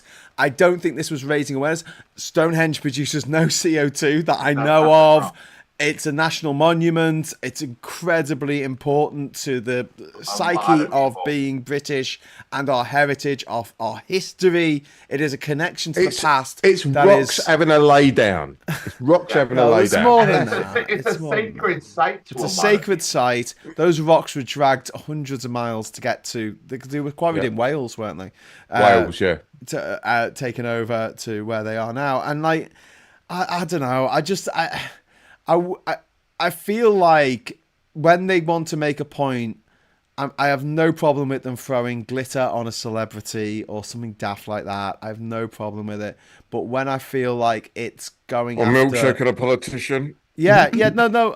I mean, I just think that when it feels like it's targeted against ordinary people, that's when I sort of get me back up. When they are blocking the road and people can't get to work and they need to get to that thing. You don't know if you're blocking someone getting to their fucking universal credit meeting so that they actually get their money that week to live on, and you're blocking the road and the bus is stuck and they can't get to it. You don't know who you're affecting. You're right. And throw some glitter at Wimbledon, run onto the pitch with no clothes on at the World Cup. I don't, that's not really hurting anyone. Cable tie yourself to a fucking goalpost at a football match. Exactly. Couldn't give a shit. Yeah, but when you go to a heritage site and just start chucking stuff on it, just to get publicity. Look like you're defacing. Why? Maggie in the chat is saying Just Stop Oil seem to just be promoting themselves. They make people annoyed with them, not annoyed with the oil industry. Exactly. And if they were being paid by the oil industry to do this, it wouldn't surprise me. And I feel awful saying that. But I just... Graham, are you starting a new conspiracy theory? Well, no, no, I don't think they are being paid by big oil. I'm just saying if it turned out they were, would it be that much of a shock? No. At this point. No. Good point. Because they're pissing so many people off. Yeah, ordinary people who've got nothing to do with this, and we need them on side. And the mentality is the mentality of, and I don't mean to bring up ghosts of the past, but the previous leader of Labour, he appealed to the people who he, on his side, right? He didn't appeal to a broader spectrum of people to do something about climate change, to get us back into the European Union, to do any of the progressive things that we want to do. We've got to get some Tories on the same side as us. And I know that's an anathema to a lot of people. I know it upsets them. Like, I don't want them to be... I take umbrage on that. It's not getting Tories on our side. It's getting Tory voters from the last election. Yes. Because they're not necessarily Tories. Good they point. just voted Tory at the last election. Yeah. And I always challenge people on that because because a lot of the working class voted Tory, and normally that would not have normally happened without the last 10 years, Brexit and everything else. Yeah. I've always said the biggest con that the Tories managed to do was to convince the working class that they were working. Yeah, absolutely. But I would just stress that they are not Tories as such. They were just Tory voters. And it's getting Tory that's what I meant. Last time to say, hey, this time you need to vote Labour, or tactically, if you're in a certain seat, Lib Dems, whatever. So I think you always have to make that clear, because otherwise people just go, well, oh, fuck you then. I'll vote Tory anyway, just to piss you off. To sort of like look at our local area, right? It was always, we need to target Mondeo man. That was the thing, right? Because this area, they come up with all these sort of really but this area used to be Labour, like through and through. It's like working class, it's like unions, it's all that caper, and then over the years it's been like just crowbarred in. Oh no, Mondeo man, no, we need him. And what now, it is as well is like you got where you are in Essex and stuff, and people live in nice houses and nice neighborhoods and things like that. You got Tories coming in going, well, your house now, which is now valued at £1 million, you vote Labour, you're going to lose the value of your house. Your neighborhood's going to get run down. You're going to have all this diversity and all of that stuff, and that's how they scared people. Down with them brown folks. What also happened in Basildon was that they split the constituency into two. They've done it in 4 now. It's 4. Oh, in 4, right. So originally Basildon was just one constituency, and it was a bellwether constituency. So, but you're right. It went like in '97. It massively went for Labour. Angela Smith, didn't it? Huge. And then in the next, when they changed the boundaries, they have to do the boundary changes every decade or whatever it is. They split it massively. So basically, it became a fairly safe Labour seat into. Like they put half of it with Billericay, which is one of the most Tory towns in it. Gerrymandering. Yeah. So you're gerrymandering. Yeah. Well, I don't know about the gerrymandering. I used to think that. If I'm honest, I used to think that as well. No, but I still can't get over the fact that Billericay is a real place. I thought it was like Ballamore. I would say, John, to your point, I would say it's more like the Americans redlining. In the sense of gerrymandering. No, redlining in the sense of like these are the more affluent places of Basildon. Let's put one politician here, and that's what that twat from Graham's Manor is coming down to represent. Holden. And why is it my manor? It's not my manor. I know. You live there. Yeah, you live there. My manor's Liverpool, where I am right now. On that point, the Electoral Commission, you do bear in mind that they always have, I think, they have 2 Tory representatives, 2 Labour representatives. I have seen how it works now, and now I've sort of proper delved into it. I actually think, okay, all right, fair enough then, because they have to make every constituency. I think it's about 72,000 now. Yes, and they have to legally do it every. I think it's 12 years. It is now. So they've got to do it one way or the other. They have to do it one way or the other, and they have to somehow make the pieces fit. So I'm less.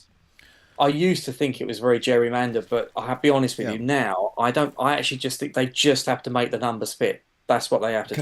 Can I just jump in? Can I just jump in because one angry pagan saying it's getting disrespectful in the chat. Can we have no disrespect for different people's different religions, please? It's really important. Just be respectful. If people have sacred sites to them, you've got to respect that, and that's why people shouldn't climb Uluru in Australia, etc. And also, Alec Barrett, thank you very much for the super chat. The Eco City guy stopped funding Just Stop Oil and switched to funding Labour, and he did it for the same reason that I support Labour at the moment, which is like we need to actually change the script here. We can't just be sniping from the sidelines while the Tories are in power with absolute power, because you only need a majority of one to have absolute power in this country, and changing our constitution, changing our way of life, and changing everything that we value for their own sick, sadistic needs. And the most disgusting thing that the Tories have done is they've made it too expensive in this country to have children. And James O'Brien was talking about this. Was it today or was it yesterday? He was talking about this. I was very tempted to call in. I'm 45 years old. I don't have any kids of my own, and had a discussion with my partner. She's got her own 2 kids, but it's, you know, the child cap number. It's per household. So essentially, like, if we had a child together, then we would get no support whatsoever. And if you know, she lost her job, this channel fell apart or whatever. And so we had to make the decision that basically I'm not going to have kids. And the Tory government have made that happen. And I will never, ever, as far in my life, I will never fucking well forgive them for that, for what they did to me. I've got 3 kids. Yeah, I had all mine during Tony Tony Blair. So, and, you know, we didn't have that. Yeah. In fact, Well, they've denied it to me.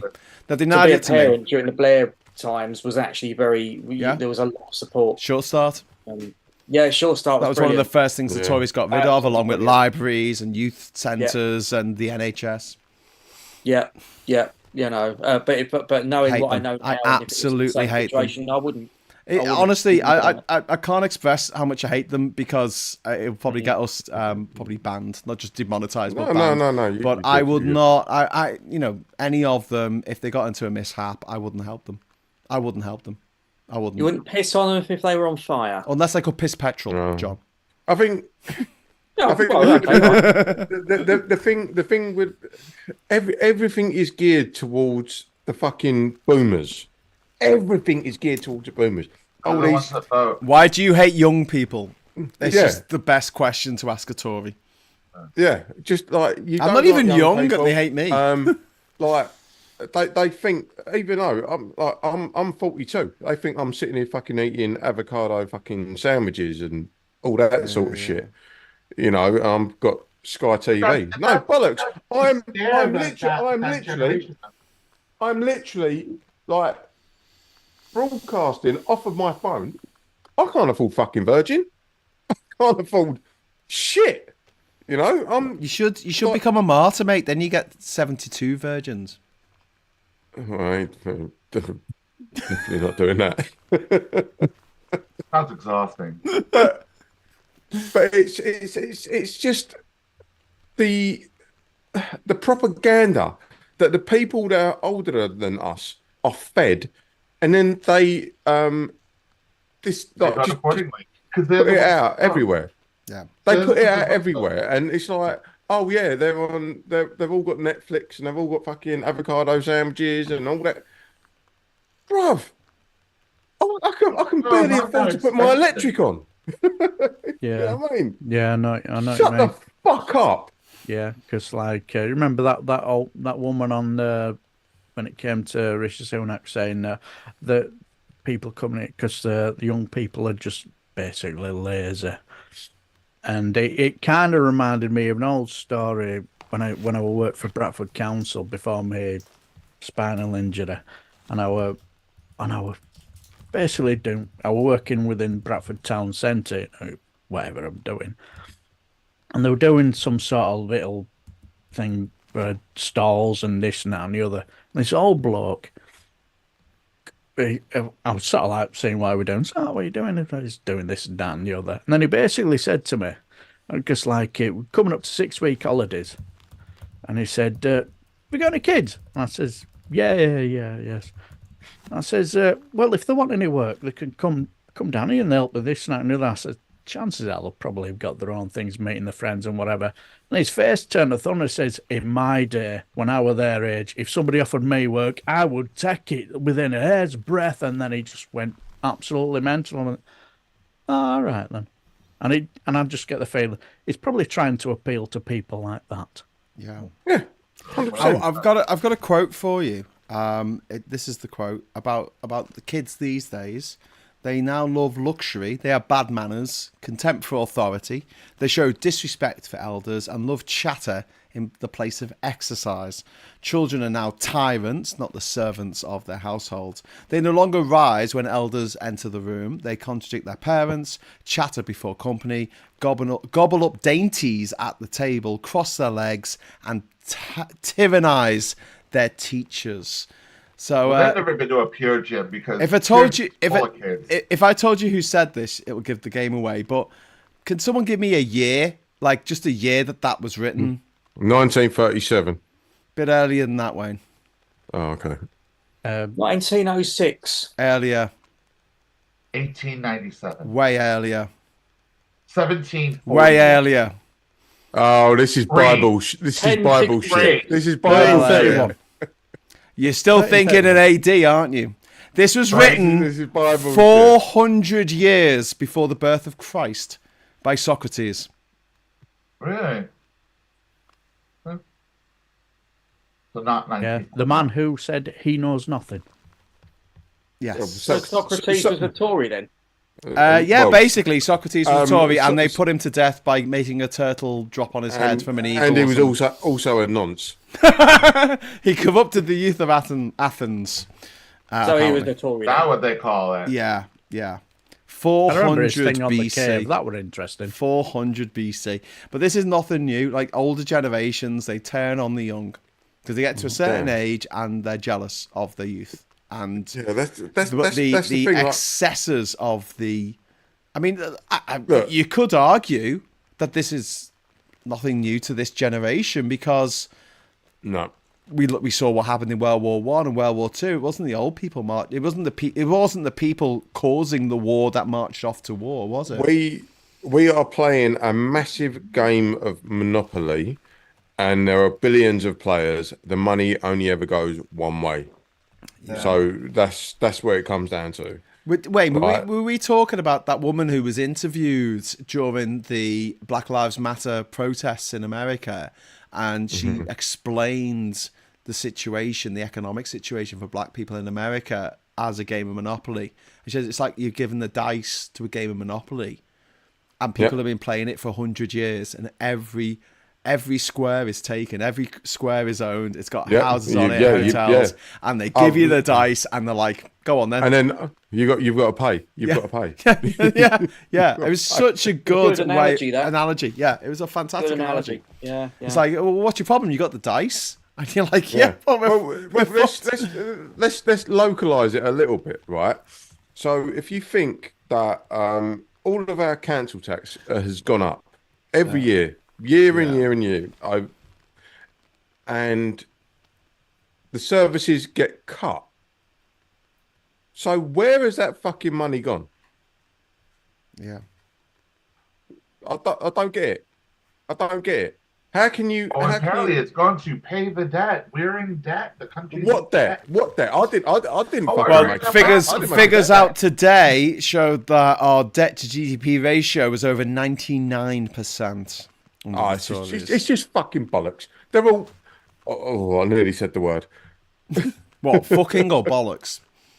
No, both those, bro. The C word. And I love your Anglo-Saxon language. George Catton in the chat, thank you very much. Coming from not bad of background is horribly weird to hear cousins discussing how their 6-bedroom is too small while my friends can't afford food. Yeah, it's bollocks. It's fucking. It's There's a great book called The Spirit Level, and it makes this point about societies that are the happiest are the ones where the gap between rich and poor are the smallest. Finland. I'm going to Finland, and I want to live in one of those societies. I want to live in a society where the gap is the smallest between the richest person and the poorest person. At the moment, they are the biggest. That gap is the biggest it's ever been in my lifetime, and I'm 45 years old. Yeah. It's got to a point now where everyone is dick measuring. You know, it's like, oh, look how good I am. Look how good I am. Look at my fucking big dick. No. Well, maybe that's what you do down in Essex. That's the mate, problem. But the rest of us, you know. No. I'm No, we using, do.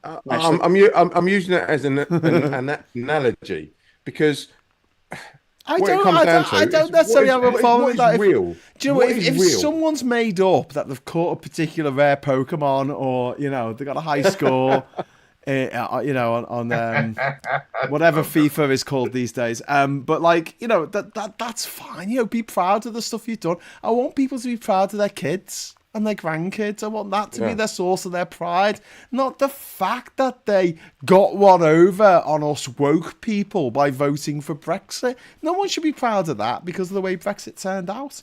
So yeah, I just that's really stuck with me about the 6 bedrooms. It's too small. Well, other people can't afford food. I've also been corrected. It wasn't necessarily Socrates who said that. It was Plato who said that Socrates said it, because Plato was the student of Socrates, and Aristotle was the student of Plato. Yes.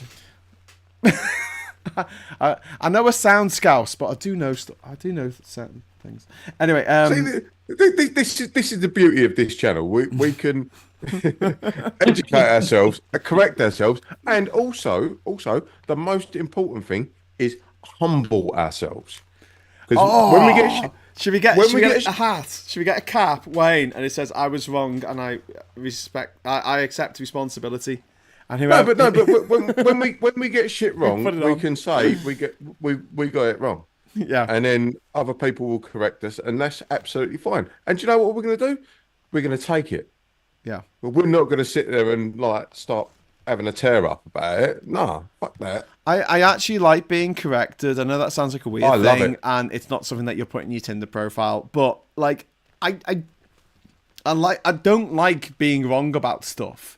And if I'm wrong about something and someone points out that I'm wrong about something, you know, my ego takes a hit. I've got to admit, like, I think I'm the same as everyone with that. But at the same time, I'm grateful of the fact that I'm not going to continue to spout that shit, that untrue bullshit that I just said, because someone said, no, Graham, that's not actually what happened. That's not the way it went down. but this is where you need to. I wish more people were like me. That's what I'm trying to say, Wayne. Shut the fuck up, you stupid hat-wearing cunt. Oh, Wayne! Oh, we're now demonetised. He's done it. Honestly, though, we've taken enough super chats tonight, so I'm not too worried. But yeah. Let me guess, Wayne's turned the air blue. He has. While you went off to the loo, Darren, he was effing and jeffing. He unleashed the C-bomb. Oh dear.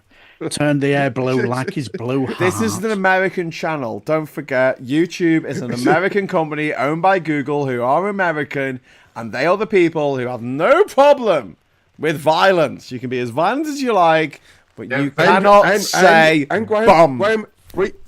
Free speech as well. Or go to the toilet. Yeah, free speech except on television in America. That was just gone for a turnout and come back. I dropped a dead otter. We have a winner. Dropped a dreadnought. It's going to be a threat to shipping when that gets out into the North Sea.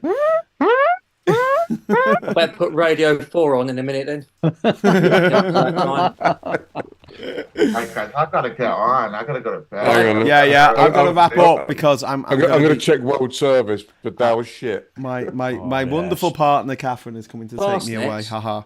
I'll have to wrap it up there, I'm afraid. But is there any little bon mots, anything left to anyone to say that they want to say before we call it night? Just want to say sorry for getting emotional a little bit. Oh there. no, Wayne. Sorry, Darren. Don't. No. Just want to say sorry. I got a bit emotional there, mate. No, just brought back you childhood memories. That were all. You don't have to say sorry for that, mate. Because you don't have to apologise for being emotional, because that was a horrific situation. True you, and yeah.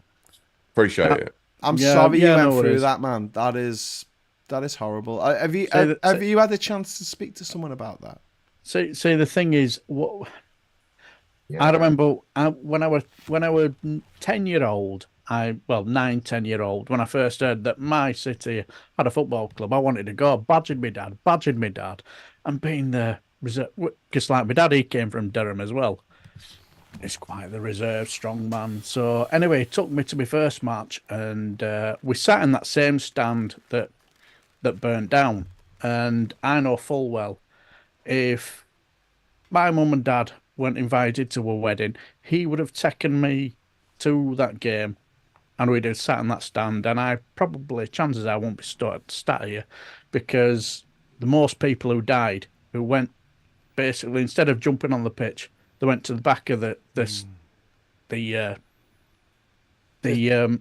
stand. But yeah, and that's where most people died, because they shut the doors and There were kept locked gates, weren't they? Apparently. Yes, Yeah. yes. And I know full well I won't be here now. So I suppose in a little bit of way it's luckily. But yeah, it's just something I just try and just take it each day by day, I suppose. It's Dal. There is absolutely no shame in feeling the emotion that you're feeling. Do not worry about Yeah. about But that. it just crept up on me. It yeah. just crept up on me. That I'll just It's all a blessing, isn't it? It's all a blessing every day since. And yeah, of course it is. Yeah, I worked with the Graham knows. I worked a lot on the Hillsborough campaign and the Hillsborough #1 single, and I got heavily involved with that. I'm not a Liverpool fan or an Everton fan or anything like that. Not in Forest, bastard. But being a Spurs fan, they were in the FA Cup semi-final the year before, yeah, I remember and after. So Yeah, either sort of very side well. of that situation, I could have easily been there, because I went to the semi-final the year before. Against I can't remember Watford, I think it was. So, and so for me, I ended up getting involved heavily with the Hillsborough campaign. Yeah, I know what you mean, because I could have been there. I remember. I know what you mean. Because I remember reading the book. It's about the Bradford City fire called 4 Minutes to Hell. It was about a guy who went there with his dad to watch the match, and he lost track of where his dad was. And there's one little line in the story. And there was one little line in the story where he went to the hospital to see if his dad were there. And he said there were a woman there who asking, has anybody seen my husband and 2 children? And it turned out both husband and 2 children died in the fire. So all the family were wiped out. And that just struck a chord with me. Whoa. Yeah, that's fucking terrible. Yeah, because chances are, what are the chances that they did the funeral all together? Possibly not. I don't know, but that struck a chord with me, and I remember thinking to myself, if my dad had attacked me, we'd have gone to the stand, gone in that. You'd have gone over. Yeah. And I'd have said, "Come on, let's get on pitch." I said, "No, let's go back. Doors will be open," and there were that many people who just laid on the gate because they couldn't get out. Because let's be honest, I remember how quick it just went, whoosh. It was astonishing. I mean, I remember I was only a kid, but as Graham said, it was on the telly, wasn't it? And even as a kid, they kept showing the footage, like they didn't. How quick this thing went up! It was just, I mean. Yeah. So I remember the Hillsborough thing, and I was sat there, and it just brought all the memories back. I'll tell you that for nothing now. But anyway, sorry for getting emotional. No. Well, my last thing I want to say is if there is ever a dick measuring competition, I want to see Wayne and John and Graham do it, and Darren, and I want to be. You certainly don't want to see my French carrot and 2 garden peas. You certainly don't.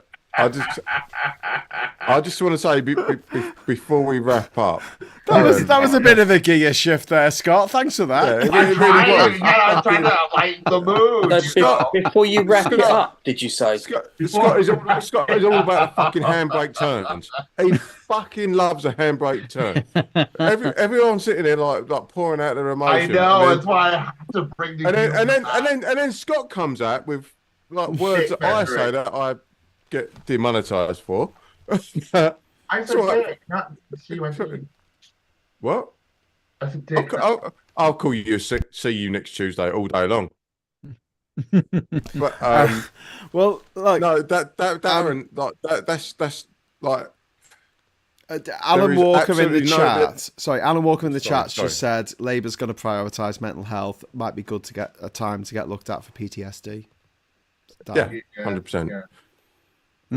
But Darren, to your point, mate, there is no shame in sort of like sharing your pain at all, ever. Yeah. Ever. Like, and you're in a I know it's a bit of a cliched space, but a safe space with us. Yeah. With us, you can say what you fucking like. Yeah. I don't give a I suppose fuck. anyway, what gets me is I think it's probably not the right place doing it, but it don't matter. It don't matter. You know, mate. It don't matter. It don't matter. Right? At the end of the day, we're all here for you. Right? If you're in bother, like I'll just send for Wayne. I'll just send for Wayne. but where else? Send up the Wayne signal. It's like the bat signal, but it's like a cock and balls, and it just projects onto a cloud. The Wayne signal. Do you know who he is? Do you know who he is? He's coming for you. Well, listen, we're gonna have to wrap it up. The lovely Catherine has come to whisk me away. Is she wearing wellies? No, she's not wearing wellies now. She's gonna sheep hook your way. But thank you so much for joining us tonight, and Darren, thanks for talking about that, man. I really appreciate it. Thank you, mate. And yeah, No. don't ever worry that like you're pouring your heart out here, because we got you. There are so many men and women, but like men, this is a big problem that we don't talk about stuff, and we really should, and we really should. Thank you. So yeah, know that to everyone watching this is a safe space for people to be able to express themselves and their feelings, their emotions, and what they've been through in life. Because, you know, it's tough, and we've got this attitude of like, oh, you know, we don't want to show weakness, you know, stiff upper lip, and it's bullshit. It just kills people. It's not good. It's not a good way of living life. And if bad shit happens, it's natural and that you feel sad. Mm-hmm. It's not like you're doing something wrong by feeling sad about the sad thing that happened. Just crept up on me, that were all. Yeah. No, Dal, I said this on my Facebook status just yesterday. Same thing. People like Keith Flint, Chester Bennington, and Robin Williams, Chris Cornell. Yeah, you know it. We present a facade of being great and strong and all that sort of caper. But in reality, when you're sitting here in here, that's the worst place. The worst place you can be. I suppose in a way it's okay to feel vulnerable. Sorry, Wayne. When you're sitting here, that's the worst thing to be. What, on this channel? What? I kind of missed that bit. What? In your brain, he was pointing to his head. It was an analogy, you fucking dickhead. Jesus Christ. We were doing so well on the monetization of. No, he wasn't. He's already. Whoa, hang on a minute. It couldn't have gotten any worse. You How could it be worse? You dropped the bollock first and foremost. I didn't. Me. Right, anyway, guys, I've got. You can all. I think Brian's I've got an announcement to make. I've got an announcement to make. We have one more politics social until the Tories are no longer the government of this country. Cannot wait. I'm so excited. I like. Yeah, I am too. I feel like a kid. I feel like a kid at Christmas. I feel like a kid 2 weeks before Christmas. It's coming. It's going to be epic. If you'd like to join us on July the 4th for the it's the Stop the Tories.vote party in London, please just get onto Patreon or become a member of this site, and you'll be able to get access to the link that will allow you to buy tickets. Tickets are seriously limited. We don't. It's not that big a venue, so if you can make it along, and I will be buying some more tickets after the show to make sure we've got them for people watching this channel. If you can't afford to get down there but you'd like to be there, please message me. Please get in touch via either Patreon or just go on to Graham Davies davidhughes.com and just message me in the box at the bottom of the page, and I'll do what I can. We have money. We have money for your entry and for your for a couple of drinks, I think, by the looks of things. So thanks very much for that. Thanks very much for the super chats. Thanks for everyone in the chat. Thanks for all the love in the chat as well. There's been lots of hearts, especially when Darren was talking. So Darren, thanks for sharing that with us. Thanks to John, thanks to Scott, thanks to Wayne, and thanks to everyone who joined us tonight on the panel. Is it a panel? Is that what we call it? It's like going into the pub and seeing your mates for a drink and going, it's a panel. But yeah, thank you so much, and we'll be back on Monday morning at 9:30 for Morning Brew. There might be some look forward to it. Content going up before then, I'm sure. But if not, I'll see you then. Give us a like on the way out. And until next time, I'll say hello, good evening, welcome, and goodbye. Wave, everyone. Bye. Bye.